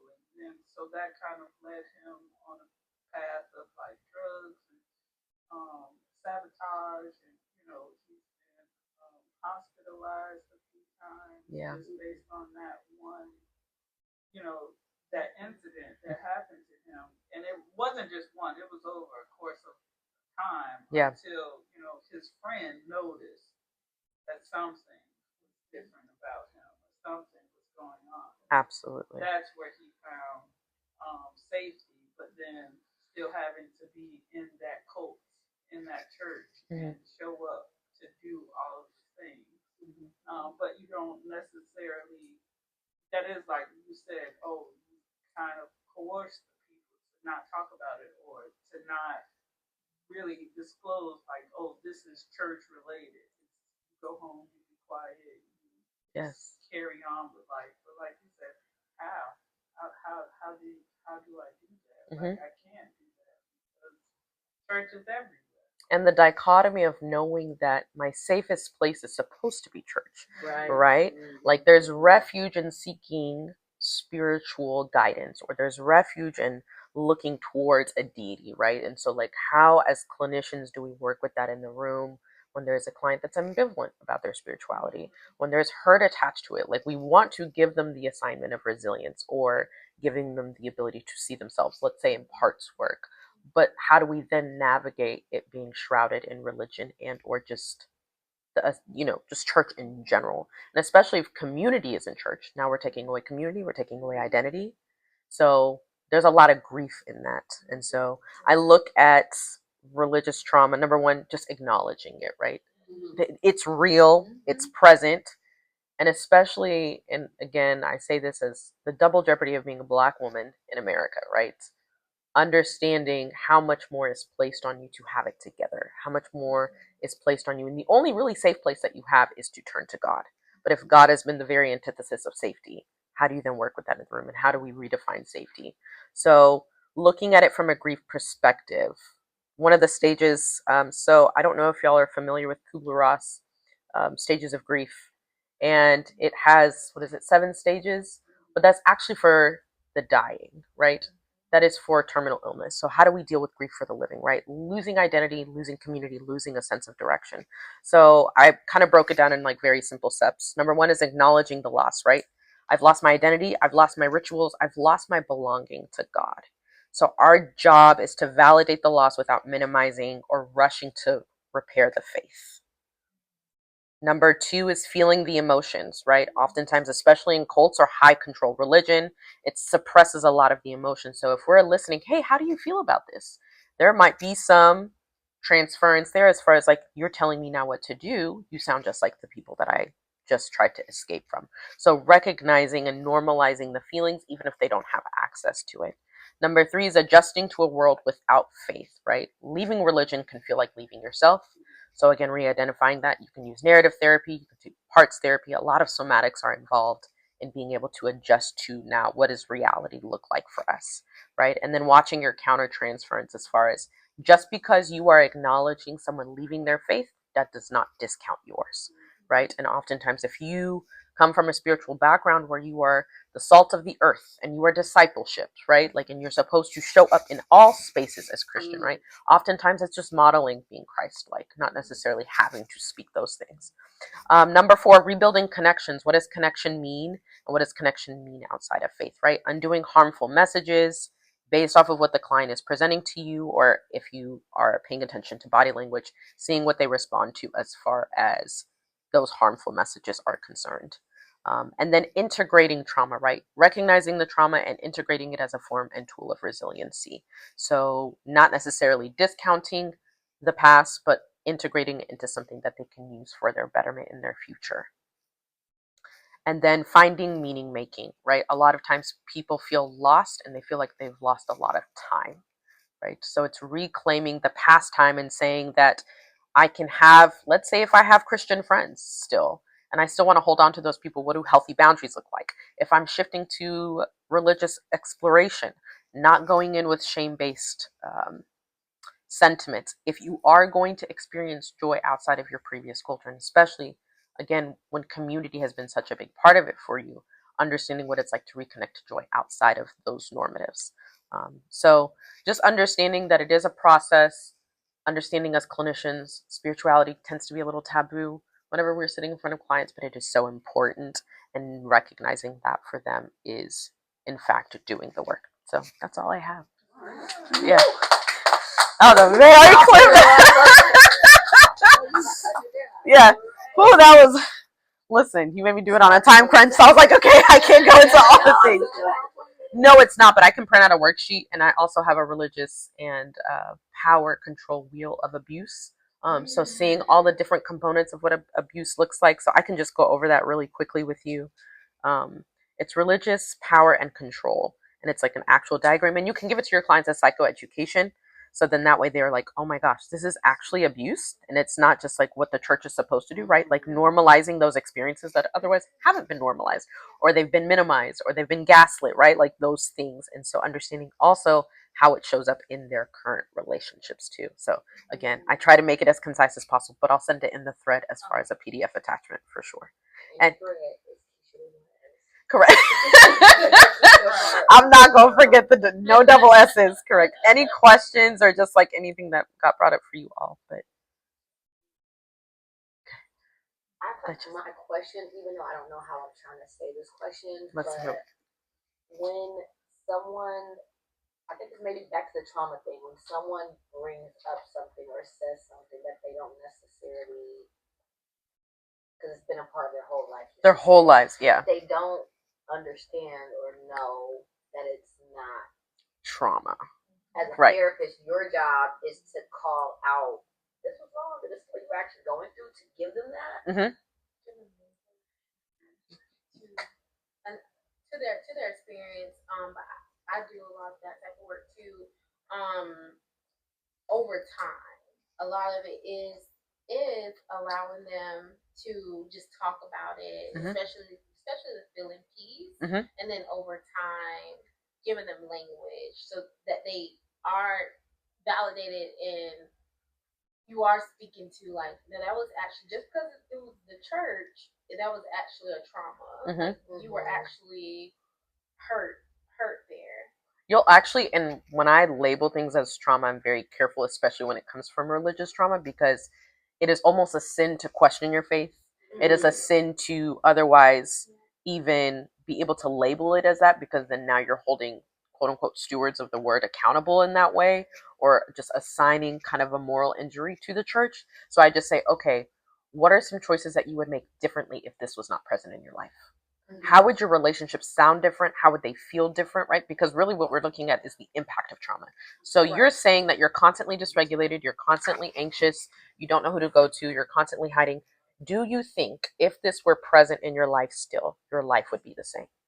And I neutralize it in that way as a storytelling rather than like, okay, we have to label this as trauma because now that's another burden. Now I feel like it's a sin, right? There's all of these different messages. So I say, if your life were to improve, what would it look like without this story? Or what would it look like without this experience? Oh, actually, I feel like I would ask more questions in my relationships. Actually, I wouldn't feel so inclined to shrink myself. Okay, let's work with that.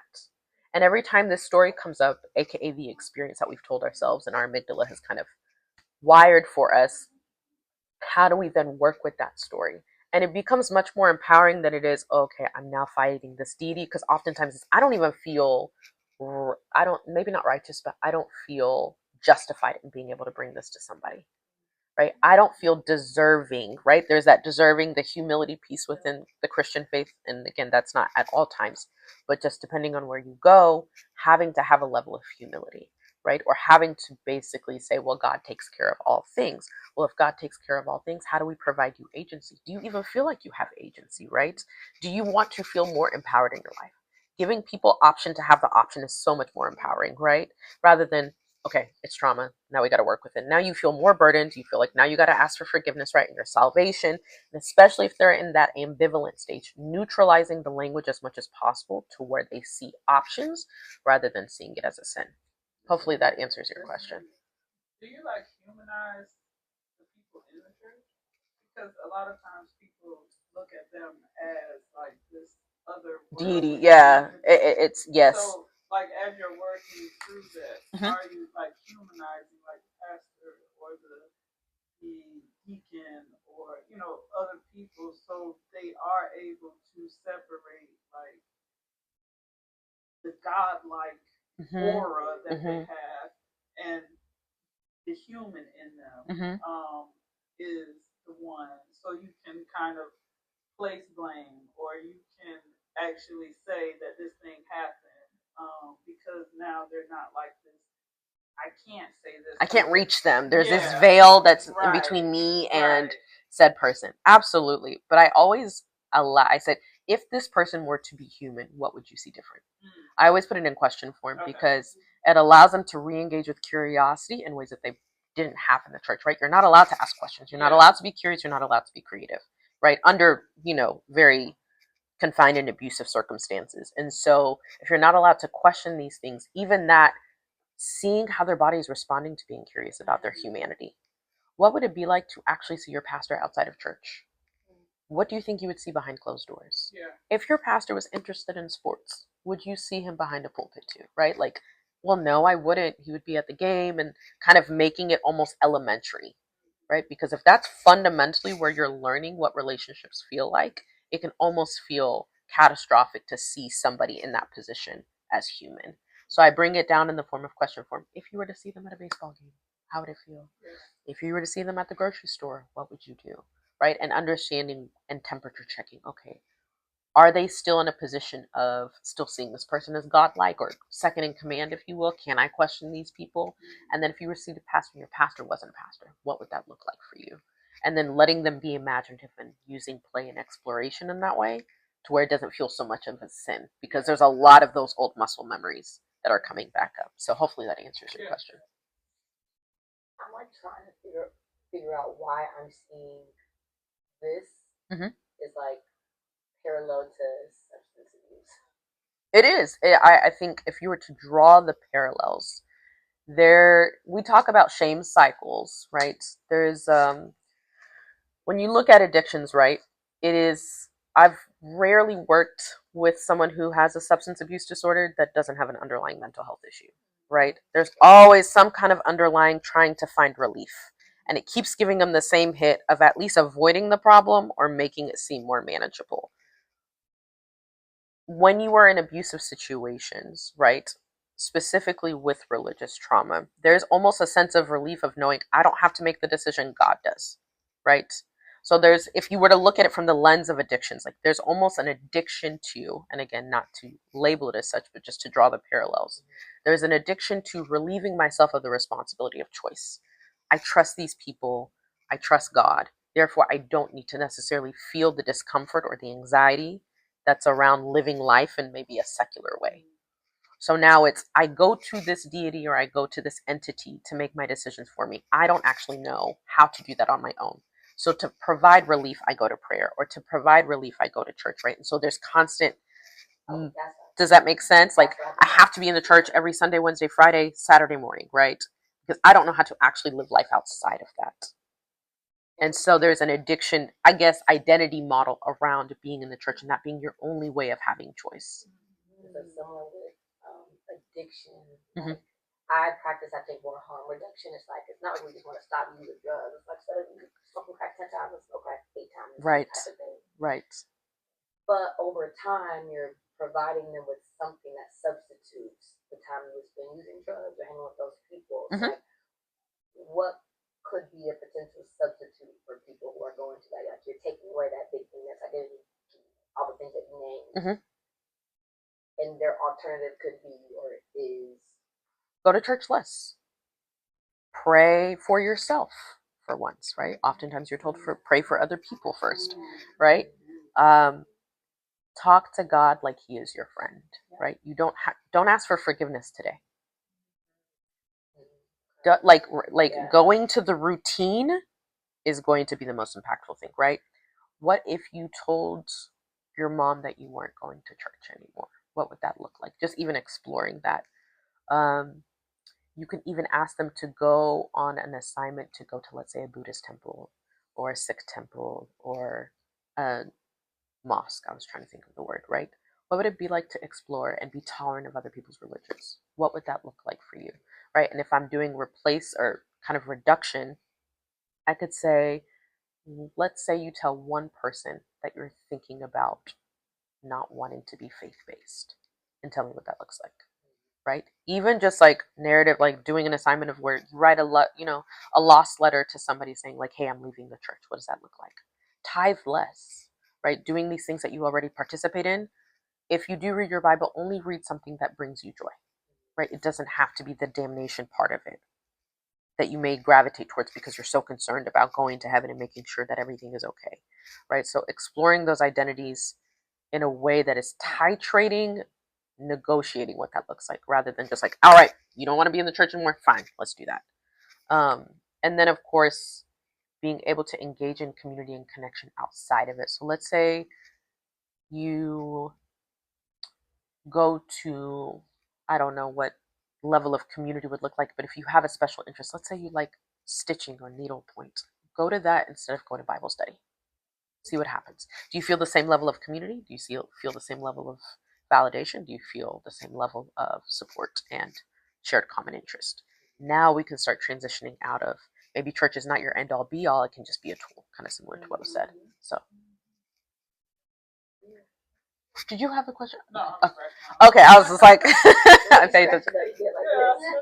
Any other questions, concerns? Again, this is very broad overview, but just wanted to kind of bring it to our attention because we can tend to shy away from looking at this, especially when we're not even allowed to look at it in our own spiritual journeys, when we're spiritually oriented. So questioning within this confines gives them so much more permission to be curious. So that's very helpful because I feel like people are talking more about how they'll go to a therapist and then they might share something about church or religion, and then the therapist might interject their own stuff. It happens all the time. And it's like, okay, so I don't want to do that. Right. But also, like, where do I put it? Because I also don't want to be like over validating, kind of like to the point about sex. I don't want to, because even that can be counter-transference to a degree. Like, how do I sit with it or allow it space to exist and we explore and navigate that so you get me some really good. Wonderful. I'm glad that was helpful. I know you were in the corner. I just wanted to make sure you didn't. No, I'm good. I didn't want to go cross you no more. You're good. You're good. I did the certification. I had to do it because I was starting a group with chronically stressed teenagers, and the group was called Sparks. And a lot of it was DBT ran and teaching them this distress tolerance skills. And a lot of them had a lot of suicidal ideation, self-harm, fighting, all the things. Some of them were in group homes. So very traumatized kids. And so I feel like that was like a lot of the basis of like why I am the therapist I am today. And I really do get to the root of it so they can really see themselves. And so the first group was this week. It was amazing. The girls were it was cohesive. There was 5 women. There was 2 60-year-olds, 2 30-somethings, and 1 mid-20s. So it was a cute little mix. So I feel like it's going to go well. I should have brought the workbook. Dang. I know. It was... Yeah, so I created a workbook to complement or give the women like a structured guide, but it's all based off of this, and it's based off of IFS, if y'all have heard of IFS. And it's so funny because Brittany, I was going to give this to you, but I had to steal it because I was going through this flip book because I haven't seen it since I got the training in 2023, and I got to the end, I'm like, this is IFS, but it doesn't say IFS. And I need that so I can continue like studying it. But this right here, I love it because, and I can send the link to y'all in the email, but it goes like this. And it actually is cool because this is what you will show the client if you're educating them. And then on the back, I can read it and it has one for me. So it's like a guide. And yeah, so it has like the bullet points for me and then for them. And so what I want to share with you guys is how the title is Traumatic Events Leave Behind a Living Legacy of Symptoms. And so trauma itself, it can look like depression, irritability, decrease of concentration, numbing, loss of interest, insomnia, emotional overwhelm, those like symptoms that you see in clients in the beginning. And so when a client comes in and they're telling me, I usually categorize them based off of the window of tolerance. Do y'all know what that is? Basically, like if they're hypoarousal or hypoarousal. And so you'll probably hear me say like anxiety, depression. Those are the only disorders that you'll hear me say, but I'm really referring to what their nervous system is doing when they're in a traumatic, or if they're being triggered or based off of their trauma symptoms.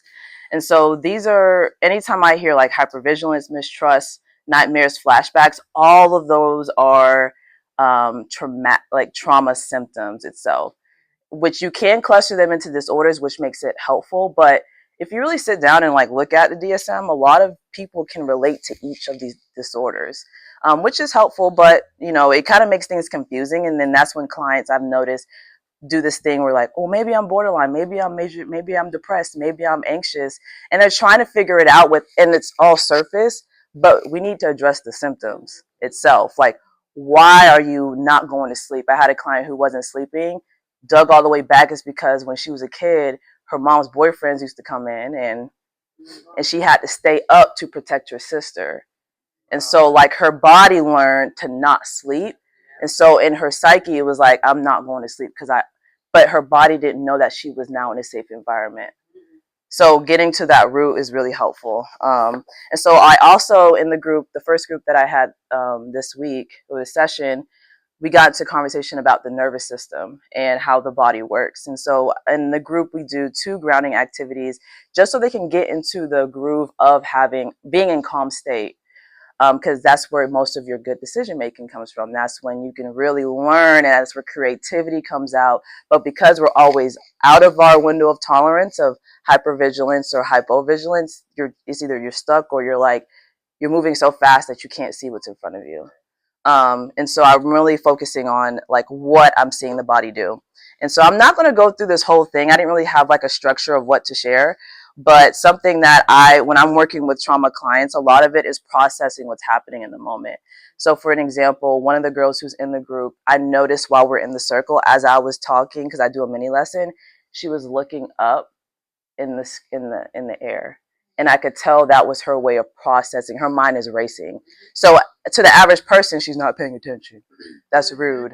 But she had to disconnect from what's around her because that's overwhelming. Because another reason why she's in it, because she has social anxiety. And so she's disconnecting and looking up. Or I also have a client who was diagnosed with autism. And I've noticed he does a lot of this grabbing. And when I ask him certain questions that I know are vulnerable, that's when he starts shaking. This is a sign of I'm ready to go. Restless. That's that anxiety that I was talking about, that window of tolerance. But then if someone's looking down, after I ask them a question, they shut down and look down, that's shame. And so like learning, and I think I've been able to really attach on to the body language and reflecting it to them. Hey, I noticed when I asked you that you went like this. That's like a sign of comforting. What's going on? And really calling them out in the moment, because a lot of what it talks about in here is getting the client to understand what their symptoms are and what happens. So it's like, you did that because I'm sure when you're a little 5-year-old kid, that's what you did. And having them connect that is like, oh, this is happening for a reason. I'm not crazy. It's not just because I have generalized anxiety disorder. It's because what you just said may put me in fight or flight. And getting them to understand what their body naturally does when they're triggered is so important, because they can find power in that. Rather than like just a disorder. Yeah, it's because you have this. Because where do you go from there? And I know a lot of people tend to do it, but I've been having when I was at Brave working full time, I had clients fighting on me. Like, she was diagnosed with autism, ADHD, PTSD, all the things. She had a hell of trauma. And she didn't want to remove herself from the disorder of autism, even though she could tell me exactly what she was feeling, even though she could tell me what was going on in her body. But she was like, well, I shouldn't know because I have autism. But babe, you do. You do know. And so like that was a huge inspiration of why I'm doing identity of trauma and loss, so we can remove yourself from the trauma and the loss. and create something that is actually, you can do something with it. And so let me show y'all this is the window of tolerance I was talking about. So signs of chronic hyperarousal, that impulsivity, emotional overwhelm, I said that, reactivity, anger, racing thoughts. And when you're in your window of tolerance, even with even strong feelings and reactions are tolerable, we can think, feel simultaneously, and our reactions adjust to fit the situation. That's a sign of like you're well adjusted. And so when you go through trauma, something I've been telling people is, what creates a traumatic experience is when you don't have the support after. And so if I could get into a crazy accident right now, and because I have community, because I have therapist friends, and because I have a good mom, I'm more likely to recover from that. But when children, oftentimes that's when you experience trauma because they're so vulnerable, they keep it in secret. And so everything's then internalized and is created into responses like, I'm not going to talk to people at school because every time I talk, I get yelled at. That's what creates that shy kid. They create these identities based off of the trauma. And so, yeah, then hypoarousal is that like dissociative, ashamed, and unable to say no, unable to think. Those are the people who like can't make their own decisions and stuff like that. And so this is a really good flip book. This is also really interesting, and this is an IFS concept of the fragment itself. And so dissociation is a really cool phenomenon to me. Have y'all ever had clients who dissociate? Like in real time, like they can't come back to it.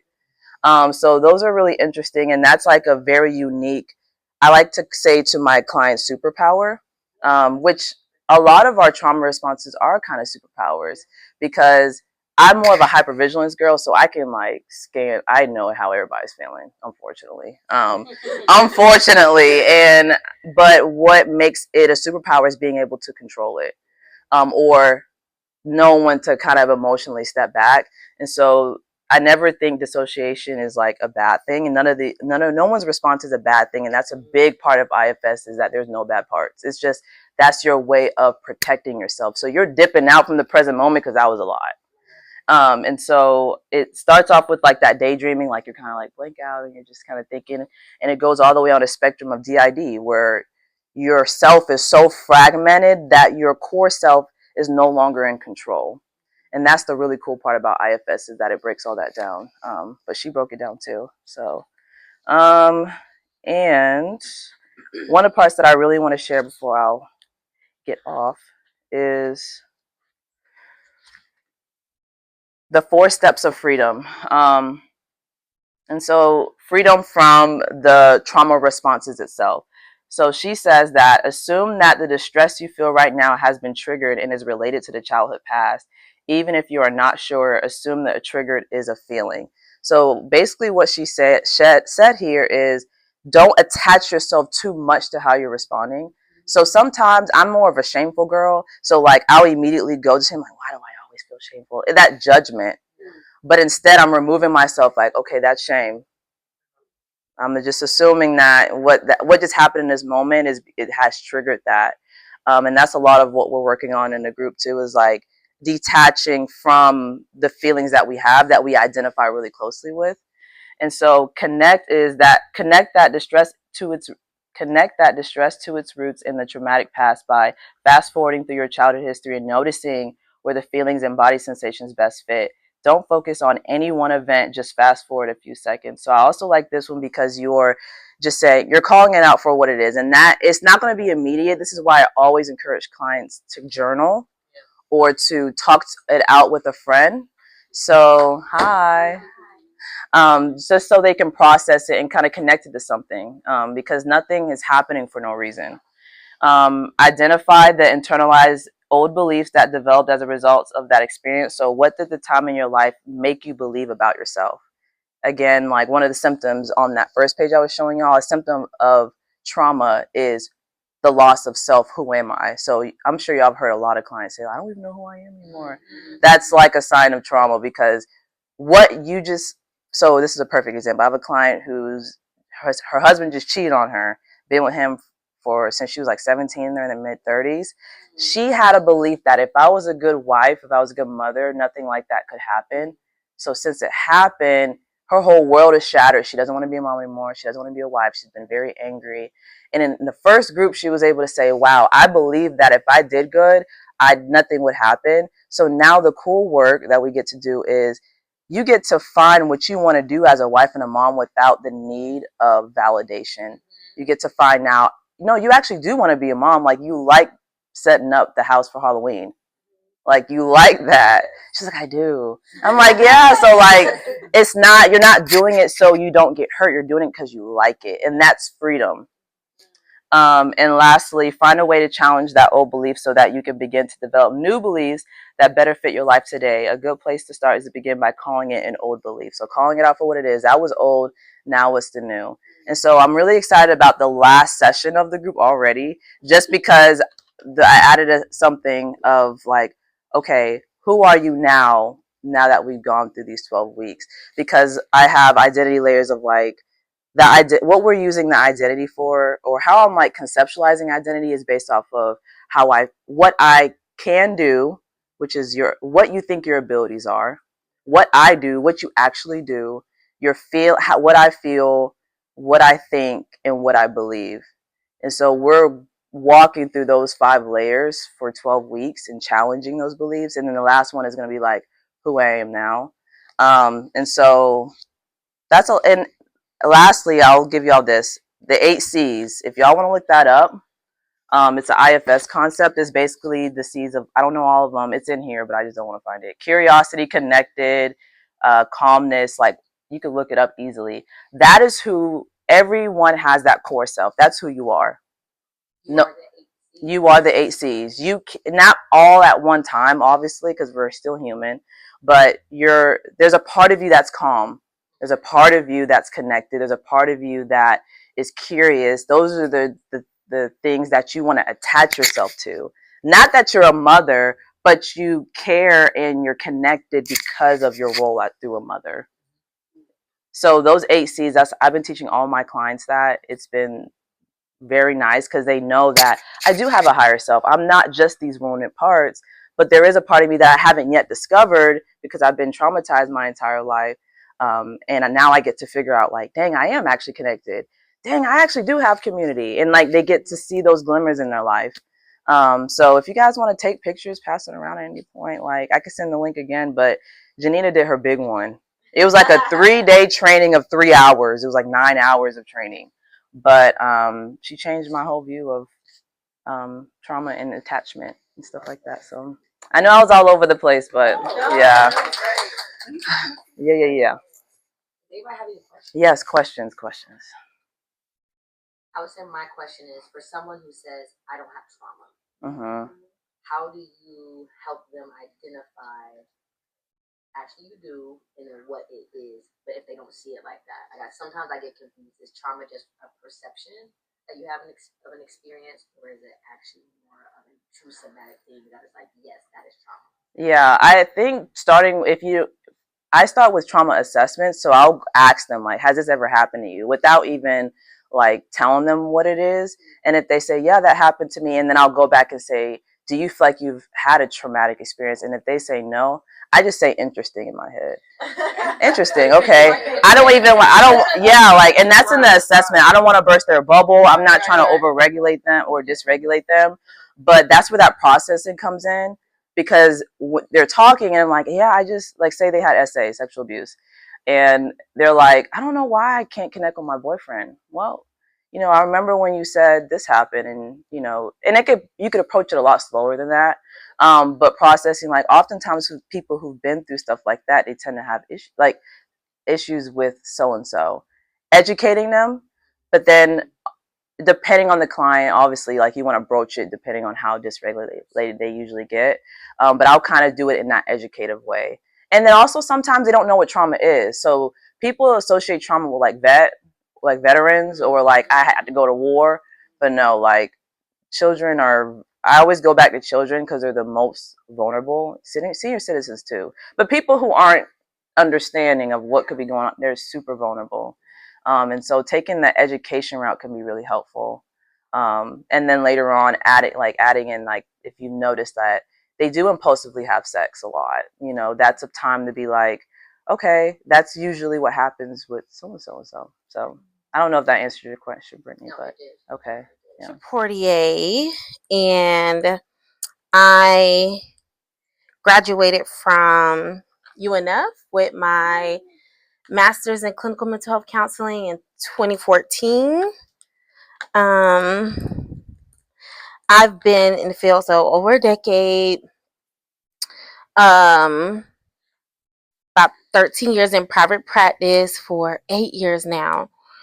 And I started out right from the jump from my internship, going right into like chronic severe trauma, through like sexual assault, sexual abuse. Worked at the Women's Center of Jacksonville.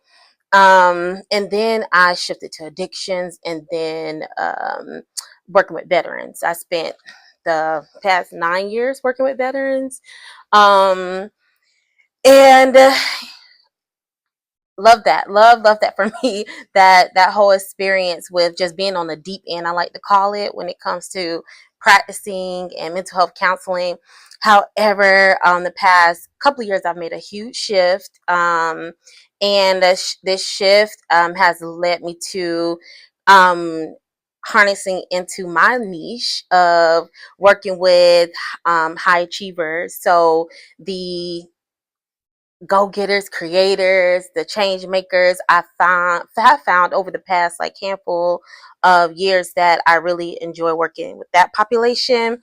Um, so with that population today, I'm just going to talk a little bit about some of their pain points, that I've noticed, some of the themes, and some interventions that I really enjoy when it comes to working with this population.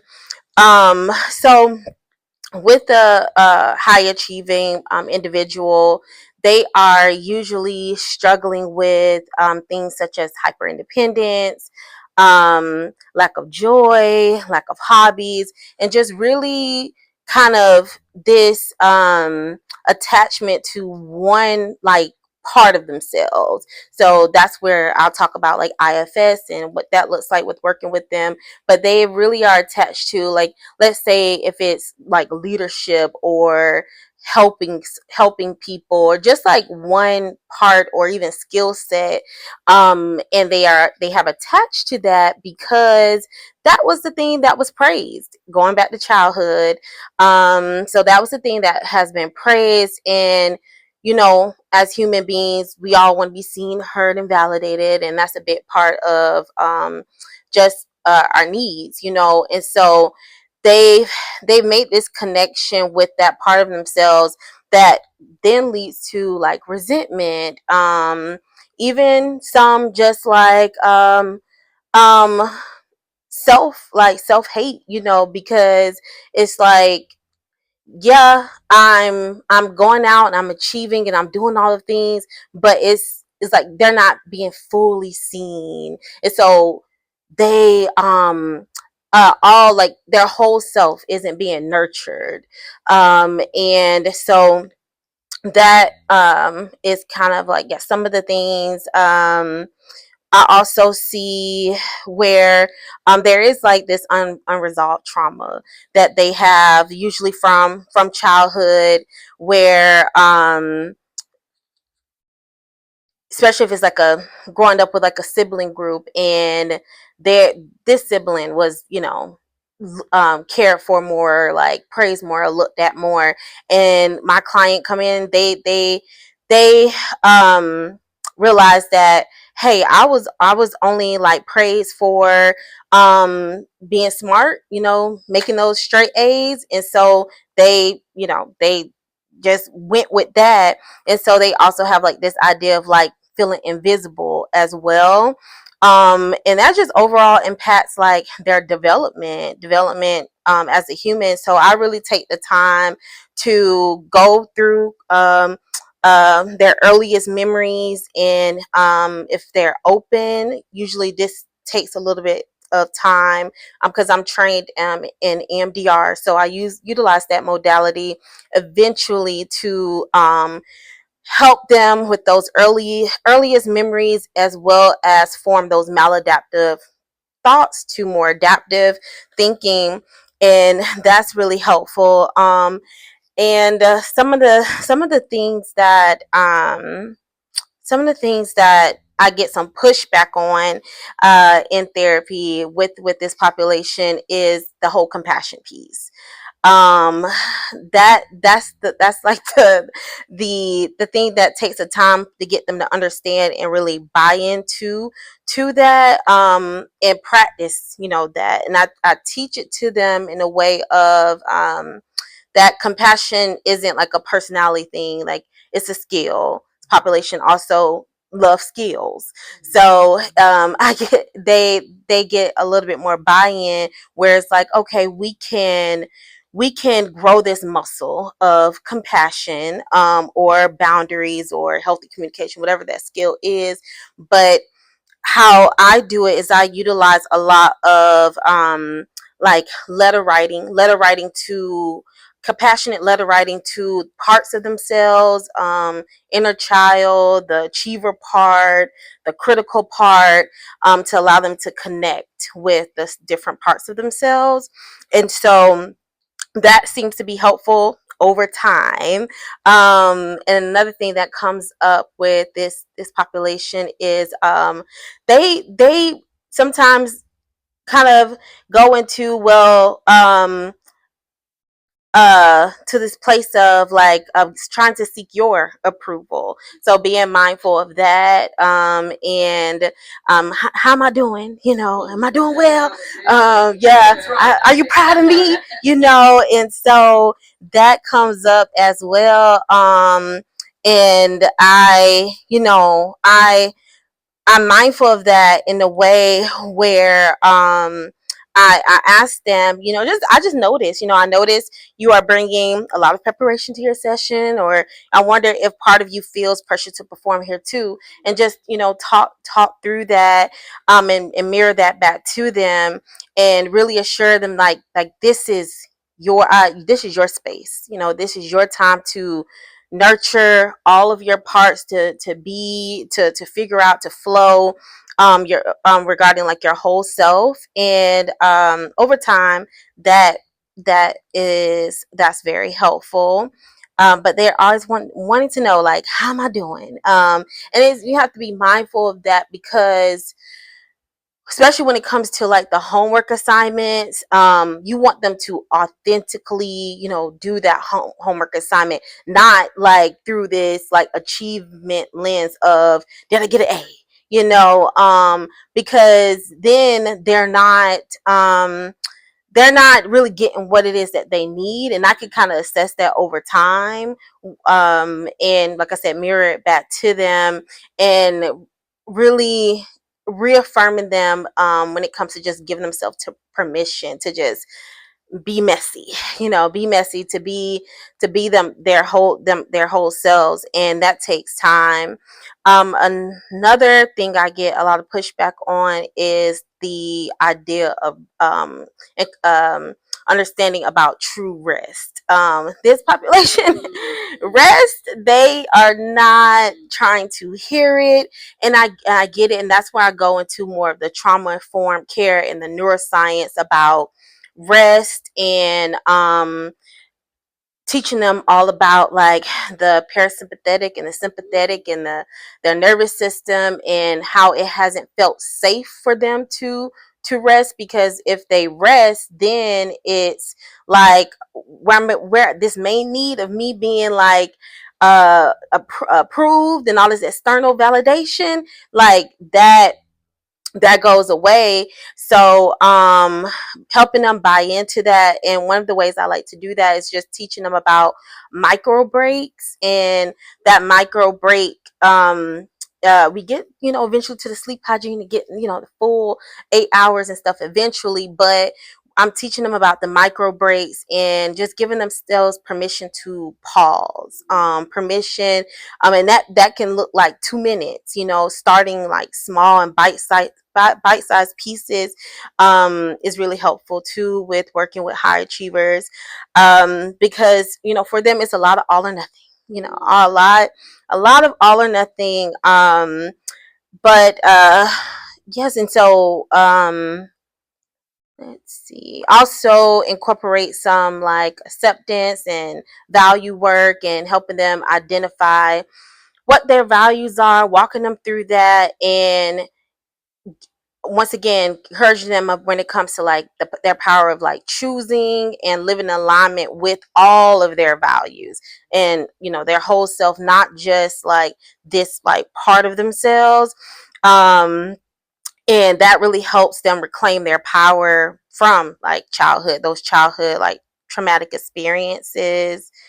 um Yes, and so the thing that I've noticed that this population responds to really well is IFS, and so that's the part that we take our time with, and just understanding like the protective part, and what it's like to assess compassion, like assigning the self as a compassionate leader, because they, once again, they're high achieving, so that really helps with that, and it begins to help break down and remove a lot of that shame. This is a lot of shame that comes with this population, and what it is that they are telling themselves about, only it's a lot of like internal conversations going on with this population, what it is that they're telling themselves about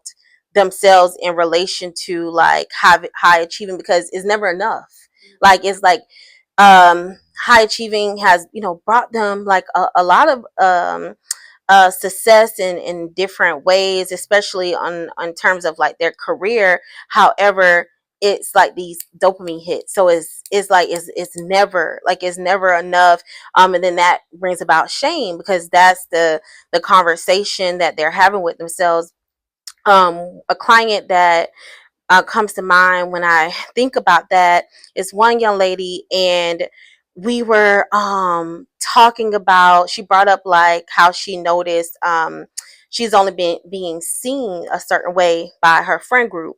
And so we were unpacking that, and she was like saying like she's usually seen as being like the just always there, just really dependable, just always like showing up, like they know she's gonna be there. And so she I gave her this assignment to, because she feels safe with her friend group, to ask them, you know, how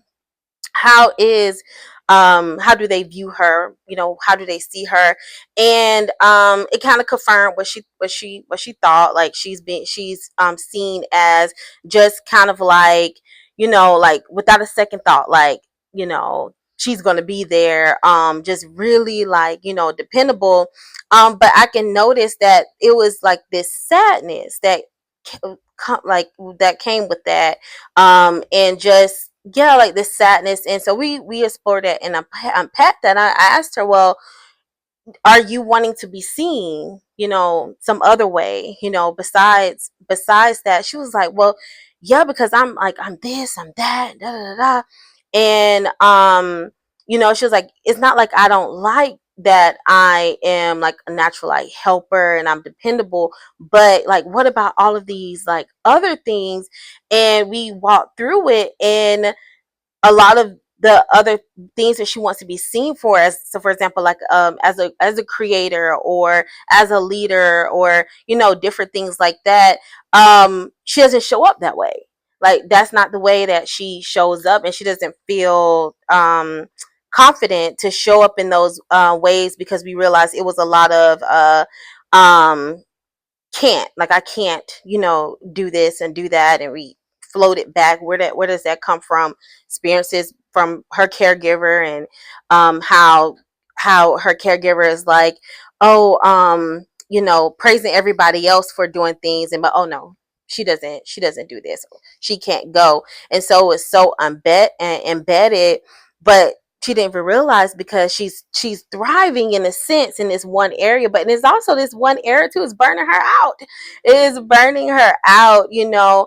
And so that has been really great in working with her to help her, like I said, nurture and develop other parts, other skills. Yeah, and so what I find, lastly, what I would say, this population has like, when I first started working with them, maybe like a handful of years ago, there was a lot of the resistance to different things that I've been sharing. However, in the past couple of years, I would say they have been very open. Like I think it's a combination of things from like COVID and the political climate, all of the things this population is coming in, and they're like, what, I'm open, like I'm open to all the modalities, IFS, EMDR, like yes, I'm like, yes, okay, let's do it. And I also include a lot of somatic practices as well, especially when teaching them about rest and like body scanning and noticing and different things like that. And I had a client a couple of weeks ago. We have been working together since March of this year, and she came in, she was like, you know what, she was like, can we, and I've been trying to get her to buy into this rest and its compassion. She was like, can we start the session with one of those like breathwork body scan things that we be doing, and can we end it with the guided meditation? I was like, yes. Like I love that for her, with just asking, asking for permission, just like owning like what it is that she wants. So yeah, I think that's it. That's all I have. Any questions? Any questions? I don't have a question, I have a comment. I love what you said about the rest thing, because I've encountered that with some of my high achievers. With like, even when they go on vacation, I'm like, "What was vacation like?" And it's like, "I did this."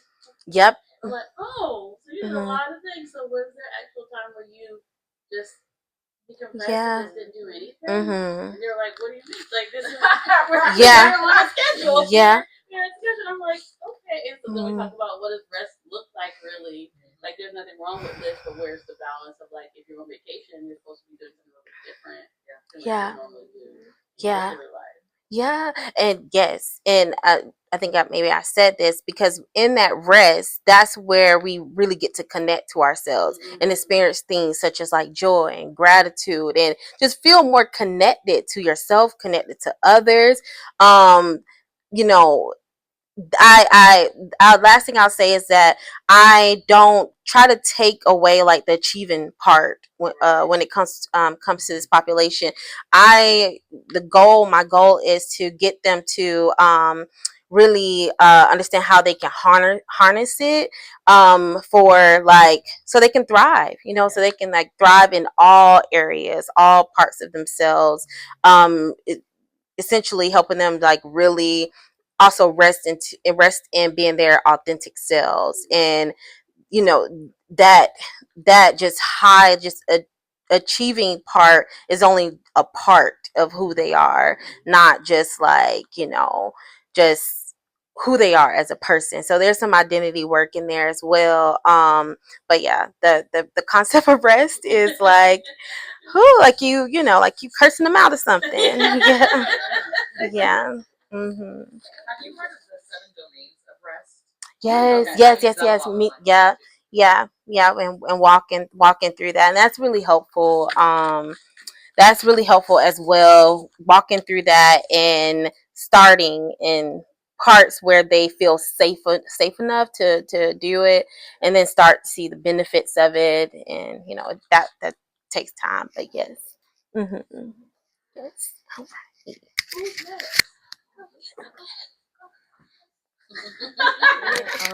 I'm a marriage and family therapy student intern. I'm at Tour University Worldwide. It's an online school, and Miss Kalia is my supervisor. So I don't really have anything to like talk about. I just would like any like advice or anything from you guys. Like, it's so like inspiring listening to you guys. Like, you already have like your niche and your modalities and the way that you do things. So like, I just love that, and I just hope to be able to get there. One day. It's still really early, so if you guys have like any like just advice. I want to ask you a question.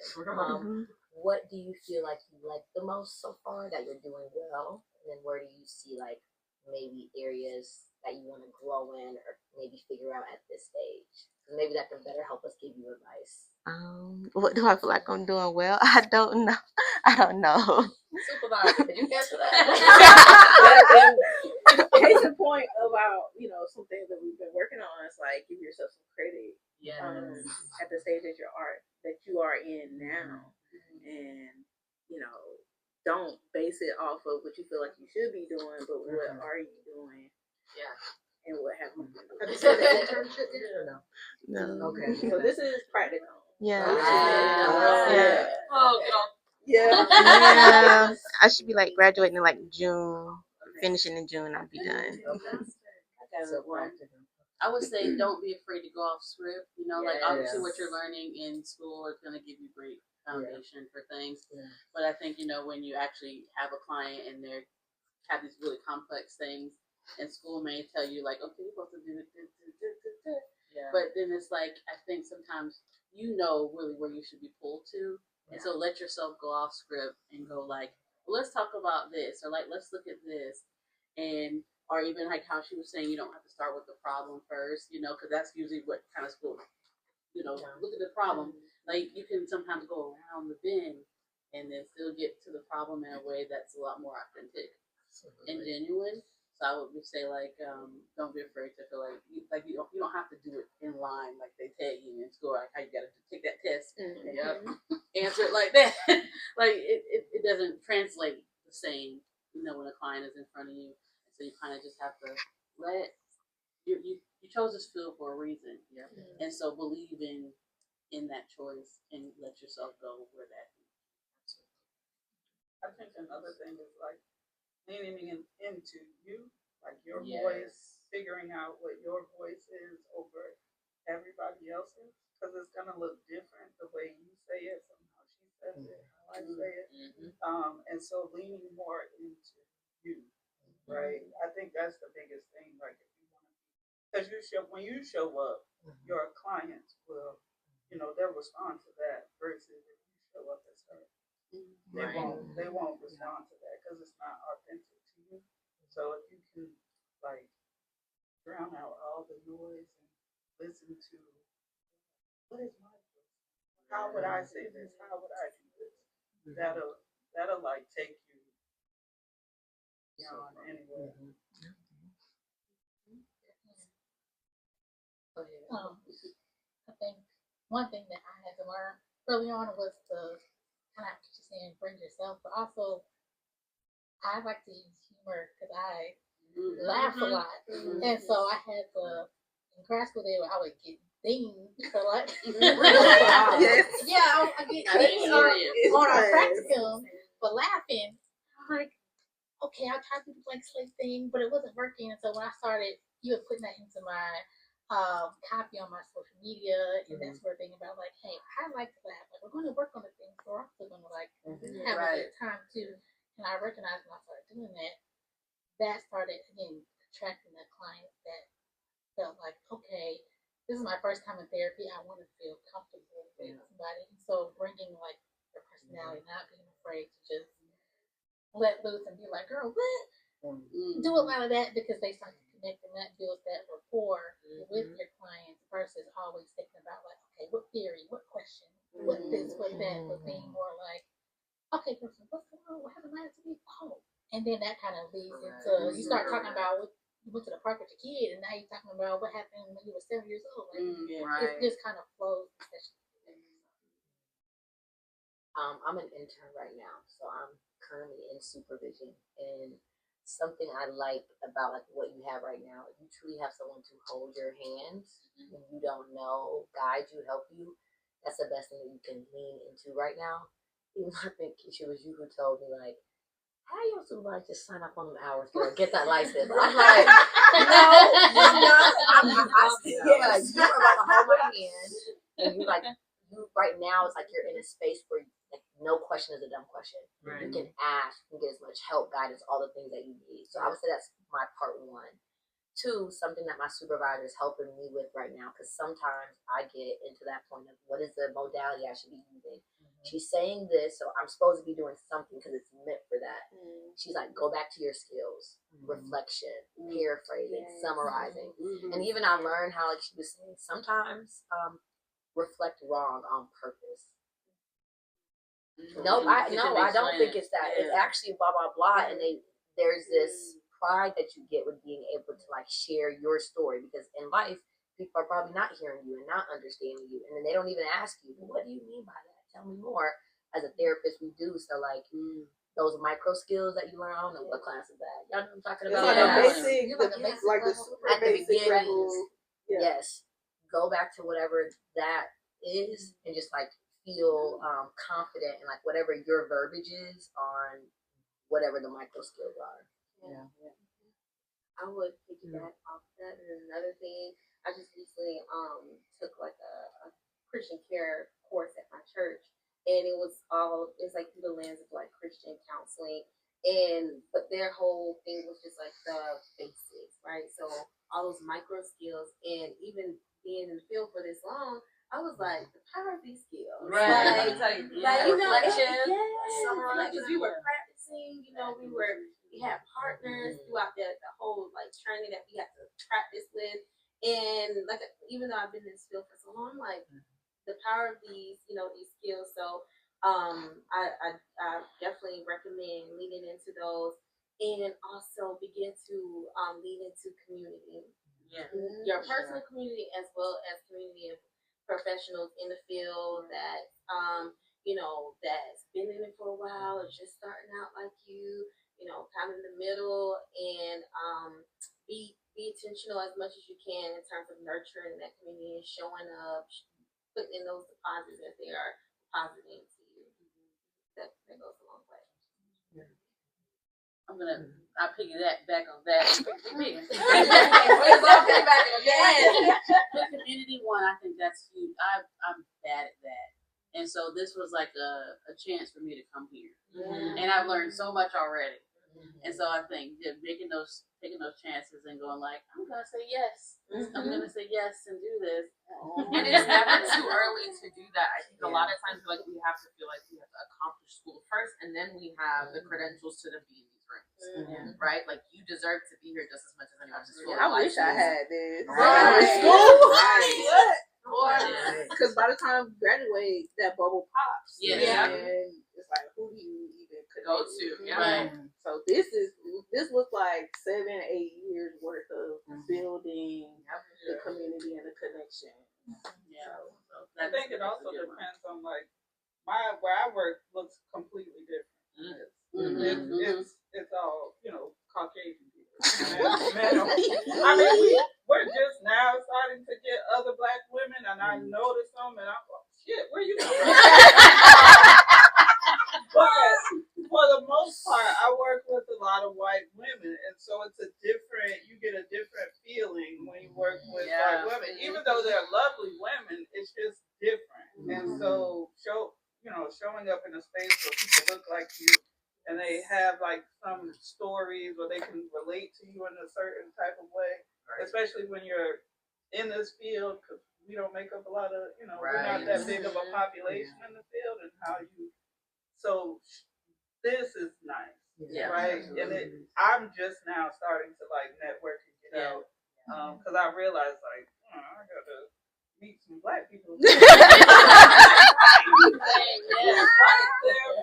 like them, but they don't like, because I think what really triggered it was I worked with veterans, right? And I had a few Black veterans, male, and I was like, is there a group for Black men to kind of talk about like their feelings and have a space to talk? And she was like, no, I didn't really think.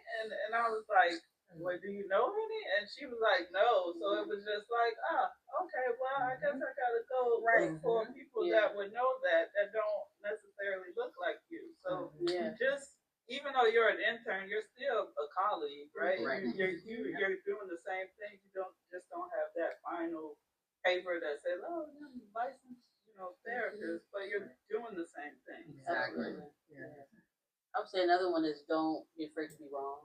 Like she said, Read reflecting my back, mind. reflecting back on like something wrong, or even like if you don't know the answer. I sometimes clients throw stuff at you. Yeah. And I'll say, I'm not. I'll say, you stop me with that, but I'm gonna get back to you. Let me really look at something, and I'm gonna get back to you. And there's no shame in that. There's no. I'd rather tell you I don't know than tell you wrong. And also, that's a corrective emotional experience for a lot of clients. They don't know what it's like to actually have a person say, I don't know to them. I'm actually going to invest in knowing you better. Yeah. Let me get back to you. They appreciate that. They appreciate that so much. So you do a lot of valuable work by being wrong in front of them. And what is wrong. Yeah, I was gonna say, don't be afraid to allow yourself to change. Because I think sometimes we get wrapped up in a role or identity or what we think the field should look like. And when we don't meet that expectation, your self-efficacy drops. Yep. You start questioning who you are, if you're able to help and support. So, and that's going to happen. You're going to grow, you're going to change the modalities that you use. You might think I'm a person-centered, or I might like existentialism, and then you meet a person that's sitting in front of you that CBT might work for them. Allow yourself to explore it. It's not wrong.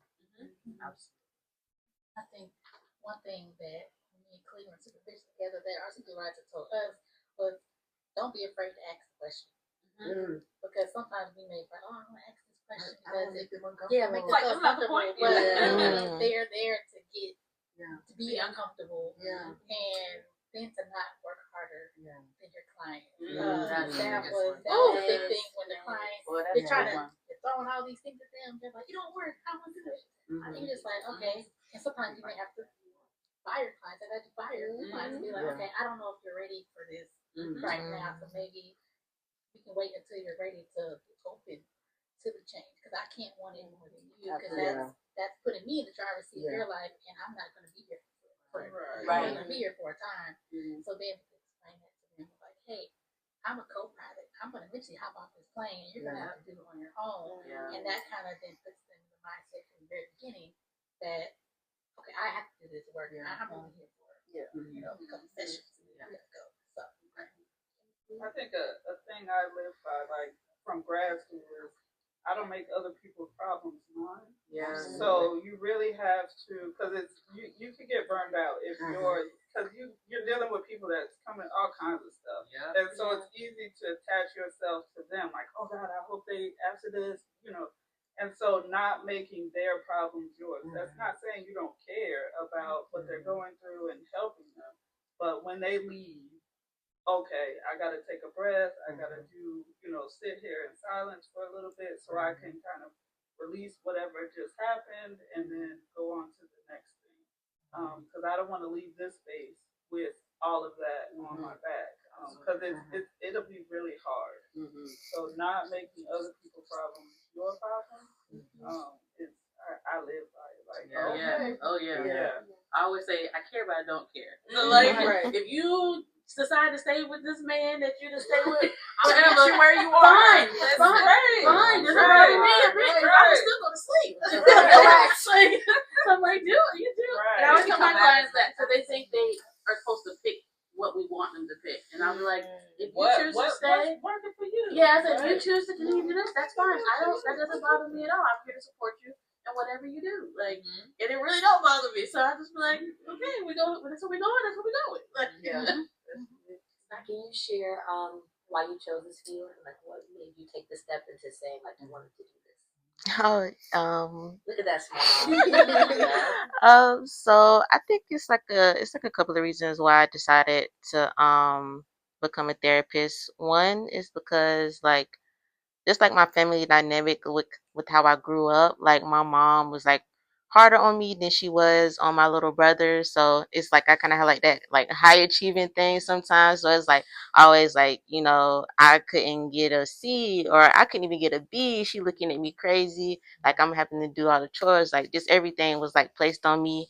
And my little brothers, they barely graduated with a 2.01 GPA. Like, so like that she was just super overbearing, and she has like a lot of trauma that she hasn't resolved.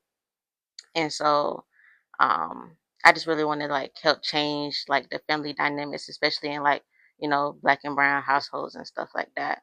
And then another reason I decided to was because when I was like 19 and I was home for the summer, because I graduated with my bachelor's from FSU. But I was working at a summer camp and I met like these 3 little kids, and they had already been through so much. They were only like kindergarten, like they had been through so much trauma already. Like um, one girl, her mom and dad were brothers and sisters, and her grandma and grandpa were brothers and sisters. Yeah. Another little girl, she couldn't really talk, but they found her in an abandoned building downtown, and she had been sexually abused. They said it was like maggots coming out of her vagina, like she was, and so she couldn't really talk, but she was like 6. And then like another little boy, he was beat so bad that they didn't think he was gonna walk again. And so then the foster family that he was with, they were still abusive to him. They would make him like kneel on rice, like when he got in trouble at school, and like they were only like 6. So like I was like, dang, like they're so young and they don't even understand like what they've like already been through. So that's why I decided to become a therapist. That's right. Yeah. So what I'm gathering now is Come on, supervisor. what I'm gathering now is just that reminder to let's start with the basics. Like make sure we have a good foundation, and that is like a basic communication, reflective listening, summarizing, like you said, and working on your own voice as you come into the session. I think we've been getting so caught up with feeling like we're supposed to do the modality instead of just showing up, because how we have it set up now is the clients that are coming to her just need general mental health maintenance. And because she's an intern and that's how we're conducting it. And just trying to overcome that idea that I'm supposed to do something. Yeah. When what they need in that moment is just a listening ear. That is doing something. That is doing something. That is doing something. You're not the first person that ever did that. Process. Right. Like the process too, like listening and that process. Yes. Yes. Yeah, those open-ended questions and reflecting what they're saying, what you're seeing, and just listening. You're a mirror for people. Yeah. Yep. Helping them see themselves. Always keep in mind, like, you might be the healthiest relationship that they've ever come across. And a healthy relationship just looks like having a conversation, time to listening, and so that's a lot just in itself. You might be the first person I've done that. Yeah. And to your point, the client that you referred to us, she got a lot going on. She got a lot going on, and so it was kind of overwhelming for her because she got big daddy issues, she got kids, she's a single mom, she works, she's supporting her mom just passed. Her mom just passed. With my client, y'all see me crying on the internet. Yes. That was me. So and that's okay. It's like this big connection thing, and the overwhelm came very much early on. Yeah. And I just had to remind myself and her, first of all, you can't work harder than her. Correct. And we're meeting with her weekly. And she even said it, the client said it at one point. She was like, y'all the only thing I got that I look forward to once a week. And that's something. And I remember you saying, we're not even really doing anything. I'm like, yes, we are. That space for her. Yeah. So, yeah, this is reaffirmation. And I hope that you feel poured into. Yes. Miss Kelly is great. I don't know what to say. I don't know what to say. I'll be like freezing up, and I'm like, go. That might be in your head about the modality. Sometimes it's just, how was your week? Just tell me that, and it'll organically sometimes just feel like that. Again, like just sticking to the basics, like Tell me about your week. Regurgitating that, saying that back to them, reflection, right? It's just like keep it simple, and then as you get more confident, all that other stuff will come. Follow that feeling. I don't know if you know about the feeling wheel, but sometimes opening up the session because good, the week was cool. But you say, how did you feel about the week? Anxious, stressed. Yeah, and then on that, you have like actual content. Right. Okay.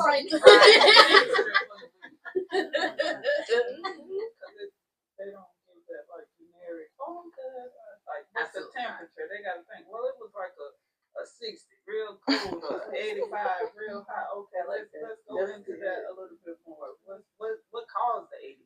Why was it so hot? Because they like to get. I'm okay. Oh, it's okay. Yeah, we definitely have one client, and she kind of like dry, and I'd be like, "Girl, give me more." Some of them be a little dry. Maybe them just not comfortable with you yet, and then you have to they do make it work. Some of them make it work for that Observe it and call it out. I know, like you can actually. That's also something to like calling out what you're seeing when they're doing something physically. You can stop and literally slow down, and that stretches the process of the session too. I notice when you come, you don't have much to share. Is it this? Like, is there something else going on that maybe we haven't brought in? Because, like, yes, people need a little bit more, but it's just like, well, tell me more, and then tell me more. Sometimes people don't even know what to say. Right. I think that's why some of those questions of why are you here? What do you want to work on? Sometimes people don't even know the answers to none of those questions. So it's just like, I am noticing what I've been realizing the last couple of sessions. Like, do you think therapy is effective? What do you hope to see from therapy? What's it called? Motivational interview. Oh yeah. That is something I think my supervisor keeps on saying to me. Motivational interview. Allow them to, you gauge what stage of change they're in, but helping them gauge the number of. You feel like you're at a 6. What would it mean to get to an 8? What do you think it would take to become a 9? Whatever that thing is. But baby, you can come here and be quiet. I'm still gonna get paid. Right? But also tour in silence. So like sometimes y'all just sit and like there may be something big just happened and you let them sit. And it feels uncomfortable to you because you think you're supposed to say something, but you just let it sit. Let it sit. Maybe almost to the point where you feel uncomfortable, like, oh, I should say something. That's actually probably where you're at. It's a good space. Yeah. When you say I should say something, that means shut up. Yeah. Let it sit because they're doing something in there and they're thinking about it and they'll usually speak. They'll usually speak. That's some good advice. Y'all be this on the podcast. I started a YouTube channel. I feel like I want to get some microphones in here. I want to hear y'all talk. I have so much to say. And time wise, I don't mean to cut you off. Oh no, I'm done. I actually gotta go myself too. I could do that. So, because mine kind of tied into what y'all talking